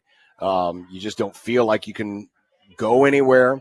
And for people who live from out of town who need to be in the big city for their cancer treatments, a place like this where they can stay for free. They don't have to rent a hotel. They don't have to rent an Airbnb or anything like that. They can stay here for free, and we have helped hundreds of thousands of people over the last 7 years. In fact, there's a map right down the hall with all the little stick pins in it that it shows every town that where a patient has come from, and there are hundreds of pins up on those maps. And so all of the efforts of the Creighton versus Cancer Pink Out games for the last 15 years have gone to either help build this place or to help fund this place. And it takes a lot of money, especially when you're not bringing in any money. They're not taking anyone's money when they stay here. Patients and their caregivers stay here for free. So if you have an opportunity to give, we would certainly welcome it. We're raising paper products because we can always use paper products. Always. Paper towels, napkins, Kleenexes, and the like. You can bring those by. We're here for another hour here at 8030 Farnham. Or maybe the easier way is just to go online like so many others have done. Go to cancer.org/pinkout, and we are matching. The folks at Nebraska Cancer Specialists have been so kind to offer $30,000 in matching funds. So if we can get up to $30,000 in donations over the weekend, they'll tack on an extra $30,000 as well. So cancer.org/pinkout if you would like to make a donation towards the operating expenses here at the Hope Lodge. So as we get ready for championship weekend, this is from our good friend Aaron Schatz of FTN Fantasy. We got a couple of games now. Certainly the Bills-Chiefs line, very close. Should be a really close game. But the Eagles-Commanders line is up to a touchdown, 6 points. Though it would not be the largest upset in NFL Conference Championship game history, according to Aaron Schatz's DVOA, the biggest upset ever. And the difference in this DVOA, for those of you who are not familiar, this is like when we talked to Bill Conley of SP+. This is his power rankings. Mm-hmm. And Aaron, of course, his data goes all the way back to 1979. The biggest upset in terms of the team that won versus the team that lost and what their DVOA was during the season, that was the Kurt Warner-led Cardinals over the Eagles. It was a difference of 36% in DVOA. That is a huge difference. That was the team that my first favorite football player was on. Is that so? Larry Fitzgerald. Larry Fitzgerald. Did you know that the second largest upset was last year? The Chiefs over the Ravens. And I'm still upset about that. And remember, the Ravens the last 2 years have just absolutely dazzled the computers. The DVOA loves the Ravens. The difference in that game in terms of DVOA ranking was 26 or 27.6%. So it's the second largest upset by DVOA. I know it doesn't seem like an upset because it is the Chiefs, but DVOA really liked the Ravens last year. Speaking of the Ravens, they were on the plus side of the third biggest upset. That was the 2012 AFC Championship when they beat the Patriots. The Chiefs again show up on this list in 2018. Remember the overtime game? Tom Brady, Rex Burkhead scores the touchdown. It led to the change in the overtime rules so that both teams could get the ball, or help lead to that change. Patriots, 21.5% difference. The Chiefs had a bigger edge in DVOA. Chiefs also showed up in 2021 when the Joe Burrow-led Bengals upset the Chiefs.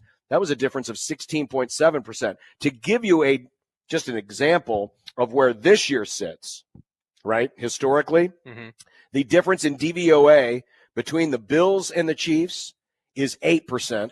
The Bills are plus 8% over Kansas City.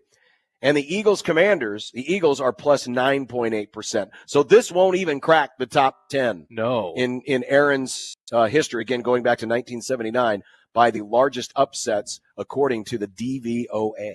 I like the Commanders. I think they've been really exciting all season. I feel like they are it feels like they should be more dogs. You think the Commanders should be a bigger dog than 6 points? Yes, thank you. Words are hard. I think the Commanders should be a bigger dog. I feel like the Eagles are just in general a better put-together team. And the Commanders are fun, but you can only win on fun for so long. I mean, ask me about the Dolphins. Well, we'll have a breakdown of that in just a second. Oh, boy. In fact, we'll do it right now. Oh, boy. The NFC Championship game will be first, and this is the one I care about, so this is good. The Commanders' offense versus the Eagles' defense. The first subject header is Jaden Daniels and what? Remember yesterday we told you that the Commanders have the second greatest improvement of a team from the year before to current year, from going from bad to good and advancing to the conference championship game. Their DVOA improved by over 30% from last year. And a lot of that is because of, shock, surprise, Jaden Daniels. Turns out you just need a good quarterback. Consider where Daniels has been this year. Now I'm going to be quoting some Pro Football Focus grades. But right now, Jaden Daniels places him, he's fifth in Pro Football Focus in overall quarterback grade. So he is in the elite class. Wow. The other part of him, it's because of those explosive plays. Daniels has been able to create all of these explosive plays while also carrying the league's third lowest turnover-worthy play rate. So he's not creating a lot of turnover-worthy plays. We talk so much about turnovers and being about luck, right? The ball bouncing the right way or ricochets off of one dude and happens to find the wrong defender. Well, this is where turnover-worthy plays. These are throws that are deemed to be turnover-worthy. He has the third lowest turnover-worthy rate this season. He is second, Daniels is, only behind Lamar Jackson in several quarterback rushing metrics. And thanks to his legs, the Commanders are fifth in the NFL in explosive run rate. And this is all happening with really a rather pedestrian supporting cast. His offensive line is 26th, according to Pro Football Focus, in overall grade. Wow. Terry McLaurin is the only other teammate to finish the regular season with at least 700 receiving yards. Oh, and Washington's defense, they're third to last in Pro Football Focus grade. So when we talk about the improvement in this team, a lot of it is on the shoulders of Jaden Daniels. He has meant that much to them because the supporting cast hasn't been tremendous, and the defense has been, This is not a great defense to get to this point, but yet here they are. And that is what I meant by they're fun. They are fun, but the fun only lasts so long. Whereas the Eagles, and I'm sure we're going to dig into them, I feel like they're just a better built team because they've had longer to build a team. Well, the Eagles allow the lowest percentage of explosive pass plays in the NFL. And even despite all of Jaden Daniels' success, they're only 27th, the Commanders are, in terms of creating explosive pass plays. So it's really going to be incumbent upon Daniels and his running ability. Here is the important thing if you're the Commanders. If you're Jaden Daniels, it's get me to the end of the game with a chance to win the game. Mm-hmm. No team in the NFL has been more efficient this year in the latter parts of the game, inside of 5 minutes to play, than the Washington Commanders. Their EPA per play in the last 5 minutes leads all offenses by a significant margin. Also, when it gets to Daniels in the red zone, he has an 89.4 Pro Football Focus passing grade inside of 5 minutes of regulation. That's second in the NFL behind Lamar Jackson. Whoa. So this has been the second most clutch quarterback in late game situations, Jaden Daniels. So get the key to the Commanders is just get me to the last 5 minutes, get me the ball, and let Jaden cook. You know that stat in baseball, clutch? It's just like this intangible thing. Sure. You just know that if you get them in the right position, they're going to do something amazing. Mm-hmm. That's what he has. He's a clutch player. He is a very clutch player. In fact, one of those comeback wins was against the Eagles just a few weeks ago at the end of the regular season. So now let's flip the matchup to the other side. Let's look at the Eagles offense versus the Commanders defense. Obviously, there's going to be a lot of focus on what can Jalen Hurts give you. Mm-hmm. Well, this season, Hurts hasn't given them a lot statistically. His Pro Football Focus passing grade is only 65.6. That's 27th out of 32 quarterbacks who have taken at least 300 dropbacks. That's low. He has only made one big-time throw in his past 8 starts. Now, his rushing grade, that's where he makes all his hay, 90.3 Pro Football Focus rushing grade, but they have won in spite of their passing game. Of course, when you have Saquon Barkley, you can make all of that happen. Saquon Barkley averaging 146 yards rushing in 2 wins this year against Washington. He's got 348 yards so far in the playoffs. Oh, and guess where Washington ranks in terms of run defense grade? 29th. Oh. So it's strength against weakness. And part of the reason for the weakness, Washington's going to play a lot of nickel, 5 defensive backs. And the Eagles love the 2 tight end setup. Well, guess what that has been? That has been a bad sign for Washington. The Commanders line up in nickel on 81% of their plays.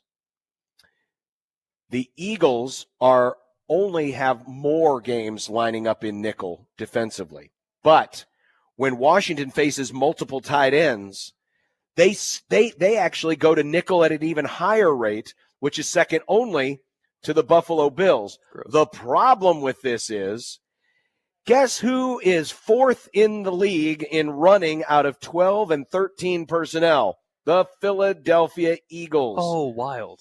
Their 1,089 rushing yards are 5th when they're running, 5th in the league when running out of 12 or 13 personnel. So either 2 tight ends or 3 tight ends. And so far, 33 times in the postseason, they have run in these types of situations, which is nickel versus 12 or 13 personnel, and they chewed up both the Packers and the Rams in that. The problem is Washington loves to play a lot of nickel. The Eagles love to go to 2 tights, and that has typically been a bad matchup for Washington. Which brings me back to my original question. How isn't Washington a bigger dog? Jaden Daniels. Jaden Daniels, for sure. Yes. I made a lot of jokes this season about the Chiefs kind of having this voodoo devil magic and how they keep winning games. But in reality, I think the Commanders are the one who have the voodoo magic on their side this season. It feels like they keep winning in spite of themselves. And based off the stats, it feels like that even more. Some of that is true. Some of that is certainly true. And it helped that Detroit was very careless with the football last week. That's the thing that the Eagles have not done to themselves so far in the postseason, is they haven't turned the ball over like crazy. They did not turn the ball over against the Rams last week. No. And even one turnover, and I think, what were they, +2 in the turnover margin against LA? And in a one possession game, that's critical.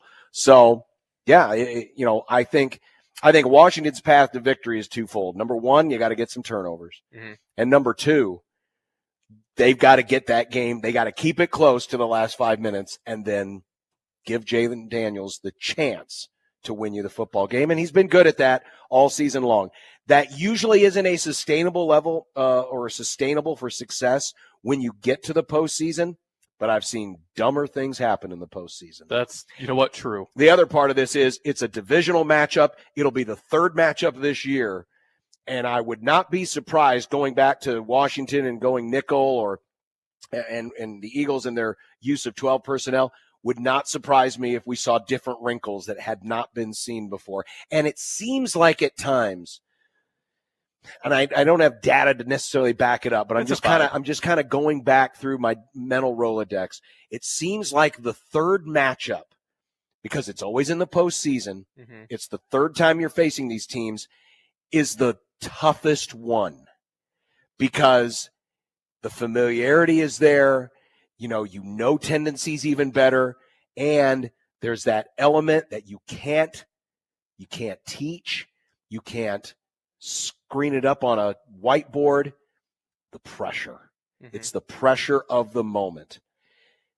Now, this doesn't necessarily apply to this year's Eagles, but back in the day when Andy Reid was the coach of the Eagles, Philadelphia was in these spots on a couple of different occasions against the Bucs and against the Panthers. They were at home hosting the championship game, and they were the tighter team. I think if there is a team that's going to play this game tight, it would be the Eagles because they're expected to win. They're at home. Washington has been kind of playing with house money. They've been on the road the entire playoffs. They've had their backs against the wall here for the last month and a half of the season because not unlike Philadelphia, who had clinched, and you knew they were getting to this point, Washington had to scrap and claw to get to this spot. And so now you kind of feel like, hey, I'm not saying they're playing with nothing to lose, but it does kind of feel like they're going to be, if there's a chance for a team to come into this game tight, I think it's Philadelphia over Washington. So maybe that helps answer the question a little bit as to why this isn't a bigger favorite. And it's the NFL. True. Despite all the stats and stuff that we throw at you, in the NFL, these teams are so close. From the worst to the best, these teams are very close. And all it takes is a couple of wrong things, and a game can change that quickly because the gap between the best and the worst is much smaller than we see it in a lot of other sports. When we come back, we'll take a look at the AFC Championship game. I've got some numbers on the officials. Because John. remember, Omaha's own Cleet Blakeman is working this game.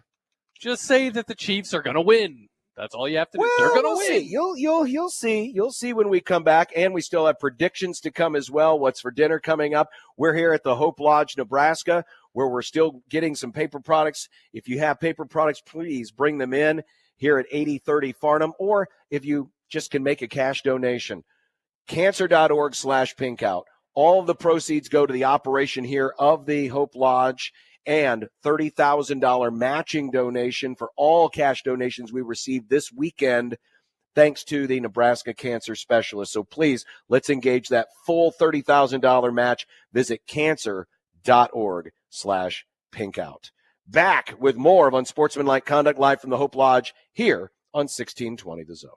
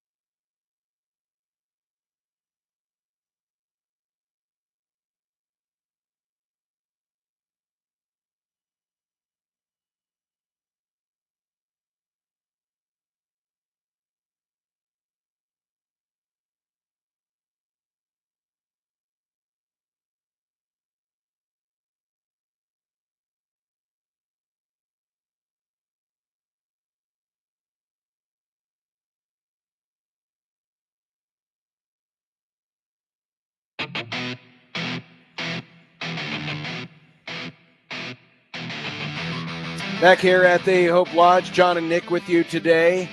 Josh a little under the weather. We want to keep his voice healthy so he can call that exciting Creighton-UConn women's game tomorrow. You'll be able to hear that here on 1620 The Zone right after we're done with the men's game. Men's game at 12:30 against Seton Hall. Women's game 4:30 against UConn right here on 1620 The Zone. So as I've mentioned, Clete Blakeman has been given the assignment to officiate the AFC Championship game. I mention that because it seems like we can't have a Chiefs game, whether it be a playoff game or otherwise, without some kind of controversy with the Chiefs getting all the calls. Well, I was reading, this is from a Kansas City blog, so take this for what it's worth. Oh, I love unbiased journalism. But I mentioned earlier, one of the bigger upsets in conference championship game history was when the Patriots beat the Chiefs in 2018 in overtime in Arrowhead Stadium. If you will recall, one of the Patriot drives was extended by what Chiefs fans believe was an erroneous roughing the passer penalty on Chris Jones. Guess who the referee was that day in Arrowhead Stadium? It was Clete Blakeman. Oh. Mahomes is 6-5 in his career when Clete Blakeman is on the call. But here's what's really interesting. And they keep stats on all these things. Mm-hmm. It's not just about the players anymore. It's about the officials. This is games this season, regular season games officiated by Clete Blakeman's crew. The home team won just 31% of the time. Oh, wow. That's compared to the league average of 54%. Penalties, Blakeman's crew calls an average of nearly 16 penalties per game, which is just 3 flags more than the typical matchup. And the home teams are more penalized than the road teams. So, Chiefs fans, I've just fed you a little bit of gas to your fire that says, no, we don't get all the calls. The refs don't like us. Well, apparently they've got the wrong official this weekend because the road team wins more with Clete on the call than the home team, and the penalties are usually up. I would say, in defense of Clete and all the other officials for that matter, and this is coming from me, someone who doesn't defend officials, penalties do tend to come down in the postseason. Mm-hmm. They tend to let you get, quote unquote, get away with a little bit more. So I would be surprised if we got 16 penalties in this game, total penalties, but we shall see. So there you go. You thought it was going to be bad news for the Bills. It might be bad news for the Chiefs. I'm still not totally sold because, as you said earlier, this is from a Chiefs blog. Well, I mean, these are stats. These are public stats. You can find them anywhere. So they could have been slanted, John. It could have been slanted. It could have been slanted. Oh, look at us. We're disrespected. Well, all right, now we get to the nuts and bolts of this matchup. Let's start on the offensive side for Kansas City, the defensive side for Buffalo. We talked about it earlier with Connor Happer during the crossover. The Chiefs have morphed how they play the game. With Andy Reid, with Mahomes, with Tyreek Hill, with all of that talent on the edge. Chiefs used to be an explosive offense, the big plays. Well, now they have traded explosive for efficient. The Chiefs are a bottom 7 team in the NFL in explosive run and pass plays. But if you take out Week 18, remember the Chiefs did not play their starters in Week 18, so let's throw that off to the side. They're still the 10th ranked offense in the National Football League according to Pro Football Focus. The goal has been grind out drives, get first downs. They run the 9th most offensive plays per game and convert at the 10th highest rate and still score at the 9th highest rate. So again, they're not Buffalo, they're not Detroit, they're not greatest show on turf, but they're still the 10th best offense in the league. Why? Because they grind out drives. Consistency. A key to this game is going to be working the middle of the field. And this is where the Chiefs have been living. 151 passing plays inside the numbers and within 9 yards of the line of scrimmage. So think middle of the field and close, right? Within 9 yards of the line of scrimmage. 11th most in the regular season. But they picked up 69 first downs on those types of plays. Nice. That was tied for second. Positive EPA for the Chiefs on nearly 70% of its plays when they run them between the numbers and within 9 yards of the line of scrimmage. That was the third best rate in the NFL. Mahomes, when targeting the middle of the field with short underneath passes, his PFF grade is 89. That's third best in the NFL. And none of the 147 passing attempts he did between the numbers, but inside of 9 yards, none of those passing attempts, 147, were categorized as turnover-worthy plays. So that's where the Chiefs really are successful. The Bills' defense, meanwhile, in that same zone, well, this has been kind of where they have been a little bit weak. Their EPA per play in those short underneath routes in the middle of the field was second worst in the NFL. Only the lowly Titans had a worse record defensively on EPA, defensive EPA, in those middle of the field within 9 yards. So the Chiefs really are kind of working the Bills in one of their weak areas. And what position on a football team in the short passing game between the numbers, what position do you think of most? That would be the tight end. That would be the tight end. Well, look who won the pony. It's Travis Kelce. 117 yards last week against the Titans. His best receiving yards on the season, had a 91 Pro Football Focus done anything grade all season, really. And guess what? What? Guess which team he has tormented the most in the playoffs over the years? It's the Buffalo Bills. Of course, the Chiefs are 3-0 against the Bills in both the divisional and the championship round. Kelce in those 3 games has averaged 9 catches, nearly 100 yards, and averaged nearly 2 touchdowns per game. Now, the Bills did a good job neutralizing him in the regular season matchup week 11. He only had 2 catches for 8 yards. So that's the good news. The bad news is postseason Kelce, postseason Buffalo has not been a good matchup. So everything you said at the top of the segment that gives people like me or other Chiefs disrespecters a little bit of hope, you just washed away. Well, let me see if I can turn it around and give all the Bills fans a little something to love. And that is this. And that is when Mahomes faces only 3 pass rushers, his productivity goes down. So, for example, Pro Football Focus measured this. The Chiefs' offense, their EPA per play, when it faces 4 or more pass rushers, is 8th best in the NFL. Mahomes likes the pressure. But when facing 3 or fewer pass rushers, the EPA drops, and they're only middle of the pack. So believe it or not, rushing 3 and dropping 8 into coverage has been better against Mahomes than bringing more pressure and having fewer guys in coverage. Mahomes' passing grade when facing 4 or more pass rushers is at 82, which is 8th in the NFL. But he's only 31st in the NFL when 3 or fewer defenders are after him. So if the Bills just don't do anything, just don't send anybody, do you think he'll just trip and fall and just keep stumbling? No, he won't trip and fall, but it's forcing him to sit back there longer because obviously with more defenders in the secondary, you're having to wait a little bit longer because it's harder to find open receivers. And maybe that internal clock gets ticking and it's like, I got to do something. I got to go.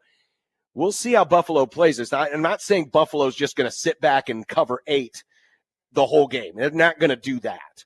But in those circumstances, you may see a little bit more of it than usual because Mahomes' numbers actually are worse. One other area that benefits Buffalo, Joe Thuney, since moving from left guard to left tackle, it's been more of a struggle this year. Now, he's only allowed 1 sack at left tackle.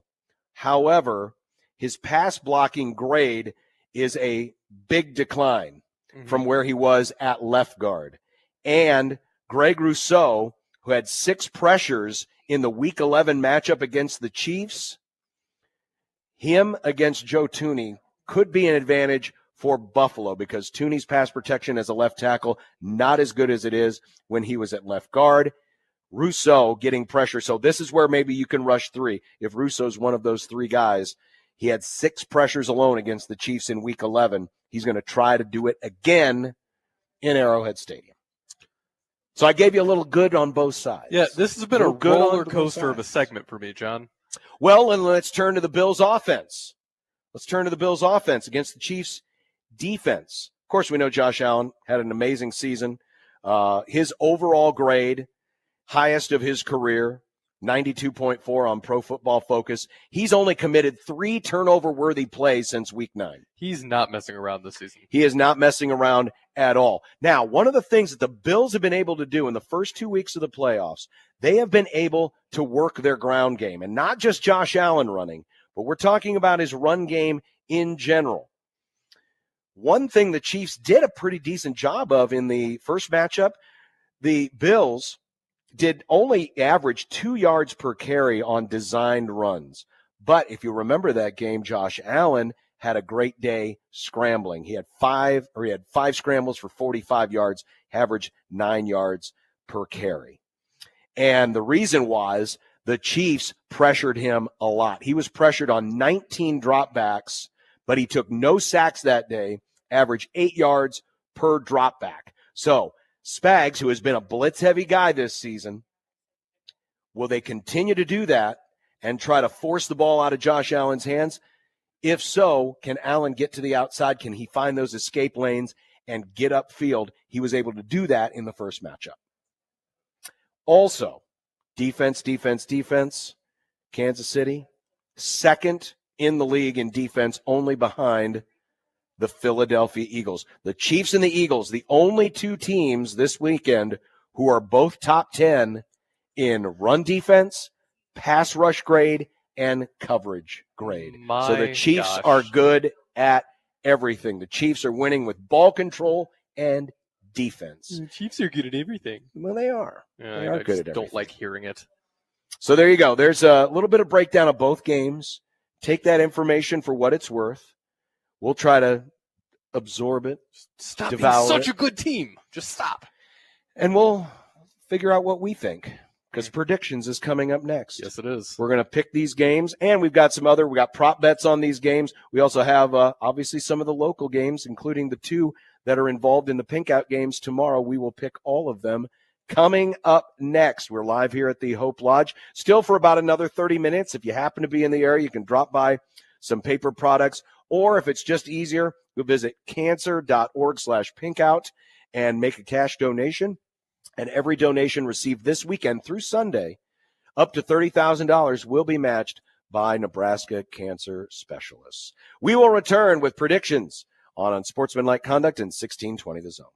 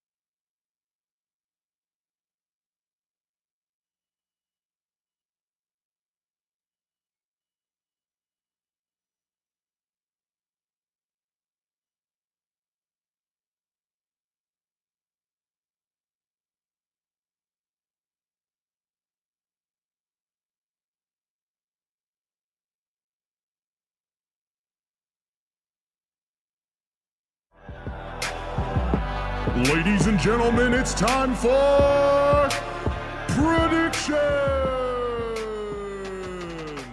Over, bet the over. Vikings in the over, bet the over. There you go. Is that better? Okay, well, I didn't do anything. I don't know what's going on with you. Is it on the air? Hello? Hello. I don't really hear you. Is it just me? Am I on the air right now? Oh, John, you goofball. I grabbed the wrong headset. John, that's not the right headset. Well, I was just talking to one of our nice listeners, and What are you doing, I you picked up the wrong. goofball? They all look the same. Wow. The headsets all look the same. Anyway, John's back. Hi, John. Yeah, we're here. It's time for predictions, and last week was a disaster. Nobody did well at all. The only reason why I broke out ahead was because Temple hit my upset of the week. Nice. Congrats. So I got 2 points for that. But other than that, everybody did poor. So it's still very close. And remember, this round does not wrap up until the weekend of the Super Bowl. But also remember, this is usually the round that I win, except for last year. Yeah, you didn't win last year. No. And you know what? Because Josh isn't with us, he did give us his picks. Okay. So we have a third picker on the air. Joey, would you like to participate this week? Mine as well. All right, Joey. All right. Get in here, Joey. Get in here. Here we go. We'll start with tonight's game in the Big East. We got a couple of basketball games tonight. Villanova is a 9.5-point dog at Marquette. I am going to pick the underdog. I think Villanova keeps this one close. Josh is going with the homestanding Marquette Golden Eagles. I'm a little uncomfy with this line. So give me Marquette. I'm not comfortable in Nova, so give me Marquette. Okay, well, I'll steal that point from all of you. You're going to lose the point. Also on Big Fox tonight, the Friday night hoops game, Michigan, top 20 matchup. Michigan plus 4.5 at Purdue. Josh is going with the underdog Michigan. Nick? I'm going to stick with the Boilermakers. Choo-choo. Joey? Purdue. Don't like Michigan. Go Bucks. All right. Well, yeah. Fair. You know what? I'm going to go with Purdue as well. We'll leave Josh on an island with Michigan. That's where he likes to be. NBA, the Pacers are taking on the Spurs. I believe this game is tomorrow morning. Yes, I think it's at 11 a.m. on Is this ESPN. because of the snow or something? No, it's in Paris. So they're playing two games in Paris. They already played the first one the other day, and I think the Spurs won by 20 or something. Yeah, it's like at 11 a.m. tomorrow, where the Pacers are a 1.5-point favorite at the Spurs. Joey, who do you like? Ooh, give me Wemby and the Spurs. I'm going to take Indiana. Give me the Pacers. Pacers, I guess. Basketball. Nick, I'm sorry, Josh will take the Spurs. Hockey, the Golden Knights of Vegas are at the Stars, the Dallas Stars. I'm going to pick Dallas. Give me the Golden Knights. Give me Vegas. Josh is going to take the Stars, so we're split 2-2. Let's get to some props for the NFC and AFC championship games. Let's start with the NFC side. Saquon Barkley, who ran for nearly 200 yards last week against the Rams. He has rushed for over 140 yards in the two games individually against Washington. This is, now, it sounds like it's a low total, but if you remember our conversation yesterday with Todd Furman, you do not see rushing props this high.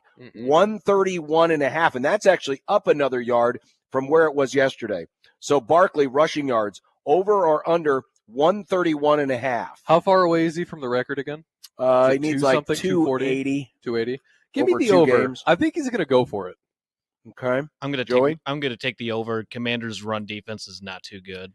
Josh is taking the over. I want to take the under, but I did last week, and I got burned. I'm going to take the over as well. The quarterbacks, both of them running quarterbacks. Jaden Daniels versus Jalen Hurts. Daniels favored by 23.5. These are official props, by the way. 23.5 more rushing yards than Jalen Hurts. I think Jalen Hurts is injured. I'm not convinced that knee is going to be fully healthy, that he is going to be limited somewhat. I think the Washington's going to use Daniels more in the running game. So even though he's giving away 23.5 rushing yards in the handicap, I'm taking Daniels. I'll take Daniels too. I'm going to take Daniels. Just don't trust Hurts at the moment since that concussion. Now more injuries linger on him. That's Queen sweep as Josh is taking Daniels as well. A.J. Brown, Philadelphia's A.J. Brown receiving yards over under 60.5. Josh is going under. Nick? I'm going to take a slight over. I'm going to go under. I think Marshawn Lattimore will keep him busy, keep him in check. I'm going to take the under as well. So, Nick, you can be on the island. It's a good island. Okay, AFC Championship game. Patrick Mahomes versus Josh Allen. Gross. Passing yards. Mahomes favored by 19.5. Now, I want to take Josh Allen here because Mahomes is giving away 20 more passing yards. I think Allen might use his legs a little bit more. The running game. I'll take Josh Allen. Oh, I changed my mind midstream. Patrick Mahomes. I agree with you. Josh Allen is going to use his legs more. Josh is also taking Josh Allen. Of course he is. Josh is going to get twice as many yards than Patrick Mahomes in the entire game. So I got to say Josh Allen. All right. Travis Kelce receiving yards. Remember, we talked about it in the last segment. Kelce has feasted on Buffalo historically. He's averaging 100 yards a game in the playoffs against Buffalo. He had over 100 yards last week against Houston.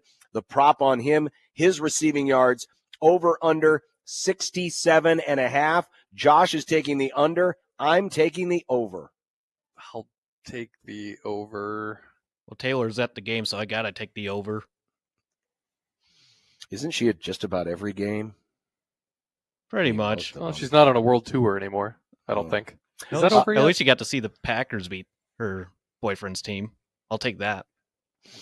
Josh Allen rushing yards, over under 47.5. That's basically where he was in the first matchup. Josh is going under, Joey. What do you think? Over, under Josh Allen rushing yards, 47.5. I'm going to go over. Over? Yeah, I'll take the over here too. I am also going to take the over. Oh. Josh will be on the island. Will either game feature a score inside of 2 minutes to play or overtime? This is basically Josh's way of, will the game go into overtime? He's taking yes. He believes there will be a score inside of 2 minutes or overtime. I agree. I think we will get a late score in this game, or in either of these games. This is for both games. I'm going to say no. I think we're going to steal a point. I think we're going to see in both games. I think both games will be close. Oh, okay. We do not have an official line on this. It won't come out until tomorrow. But Omaha is at Oral Bob. Yep, and I just messed up on the slide. Not NFL teams, by the way. No, they're not NFL teams. They're Summit League teams. Didn't have a chance to get it as organized as I would have liked. So we'll use my buddy Bart. Omaha favored by 5.5 on the road at Oral Roberts. Do they make it 9 in a row? Well, I think Omaha is just going to climb high. They're going to get a ladder, and they're going to climb even higher up on the summit. Everyone for Omaha, go Mavs. They win big. We'll make it a clean sweep. Nice. Omaha across the board. No line again on this one, but Nebraska is at Wisconsin, noon tip-off on Sunday in Madison. According to Bart, 8.5. Nebraska plus 8.5. The last handful of games we've picked Nebraska, I've picked Nebraska. I have been burned. I'm not going to be burned this time. I'm picking Wisconsin. Maybe that will be the thing that gets Nebraska off the schneid. I will take Wisconsin minus the 8.5. Josh agrees. Joey, what do you think? Going to be a downfall for the rest of the season for Nebraska, so I got Wisconsin. Badger. Ooh, well, if there was ever a time where Nebraska is going to snap out of it, it's now because we've all picked against them. You're welcome, Nebraska. Third best team in the state. All right. Individually, who will lead the Creighton women tomorrow afternoon in scoring versus the UConn Huskies? Joshua will be on the call, picks Lauren Jensen. I agree that the Jays' leading scorer this season will be their leading scorer against the Huskies. Jensen's been pretty consistent this season for the Blue Jays, so I got to go with her as well. I feel like it'd be silly to go against all of you guys. Mm-hmm. So I'm going to agree. Wow, that's kind of boring. I know. I mean, you have all these different options. You got Molly Mogensen, you got Morgan Molly. You know, it could be someone off the radar. Tomorrow, of course, the men's game is at 12:30. Let's go with a prop in this one. Jemiah Neal. How many points will he have against Seton Hall? We'll set the line at 11.5. I'm taking the over on the man from Toledo, Ohio. I'll go over. I think we slightly go under here. I think someone else is going to have a pretty big game. All right, you'll be on an island. Josh is taking the over. And then finally, we get to the NFC and AFC championship games. No upset of the week because there's not that many options. No. There's very few options because there's not many college lines to choose from. So no upset of the week. But in the NFC game, it's the Commanders plus 6. Total is at 47.5 against the Philadelphia Eagles. So we need both the pick against the spread and the total over or under. Josh, of course, Emo Boy is going with the Eagles because he thinks the Eagles are going to win the Super Bowl and make him very sad. He's also going to take the under. I have been saying it all week. The team is favorite. Give me the Commanders. Give me those 6 points. And I'm going to pick the over on this one. Commanders and the over. I'm joining Josh at the emo party, at emo night. It's the Eagles and the under. Don't worry, John. I'm joining you. I got the Commanders and I got the over. It could be a shootout in this game. I hope it's the Commanders, but AFC Sunday night 5:30 kick. The Buffalo Bills are +2. Total is 48.5 against the Chiefs. Josh has been consistent all week. He says the Bills are going to win. He guarantees it. He is going to take the under. So he's got the Bills and the under. Can I take Giant Meteor? No, you can't take the Giant Meteor. There's not going to be a Giant Meteor. He will not wipe out these two teams. You can't guarantee that, John.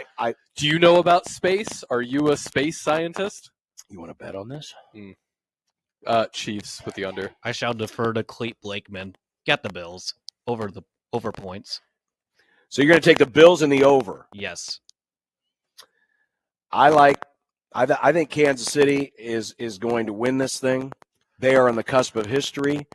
I know the Bills beat them and controlled that game for the most part, but this is playoff Mahomes. This is playoff Kelsey. This is playoff Andy Reid. It's going to be a boring Super Bowl. I'm going to take the Chiefs, and I'm going to take the under. The under. So there's our picks this week for predictions.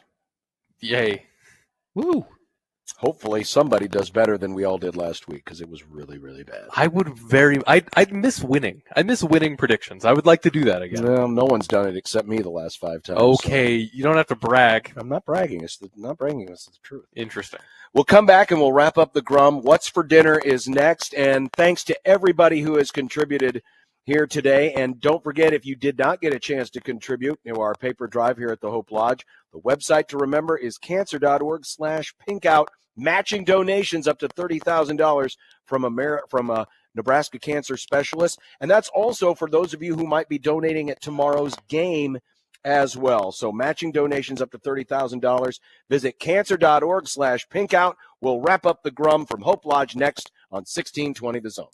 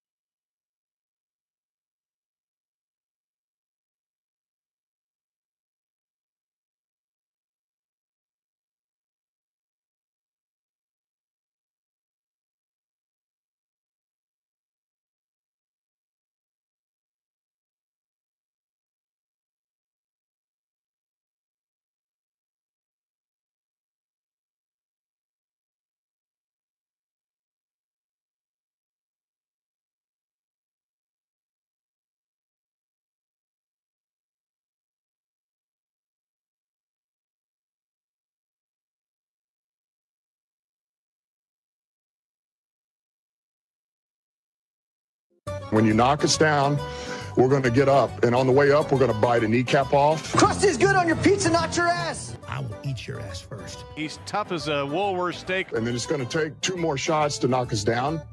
All right, and on the way up, we're going to take your other kneecap. I'm ready to hang them up, gut them, and skin them, and chop them up. You know what? I'm ready. My daughters aren't starving to death. I'll eat my neighbors. And we're going to get up, and then it's going to take 3 shots to get us down. And when we do, we're going to take another hunk out of you. Cliff, what are you going to take away as your best memory from playing basketball at Boston College? Probably just, like, going out to eat. Speaking of food, we should thank 72 Table and Tap. They donated a bunch of pizzas. We saw some Jimmy John's back there. They always have a great spread for us. They do. Thank you. Here at the Hope Lodge. So we want to thank them as well. Let's see. What's for dinner?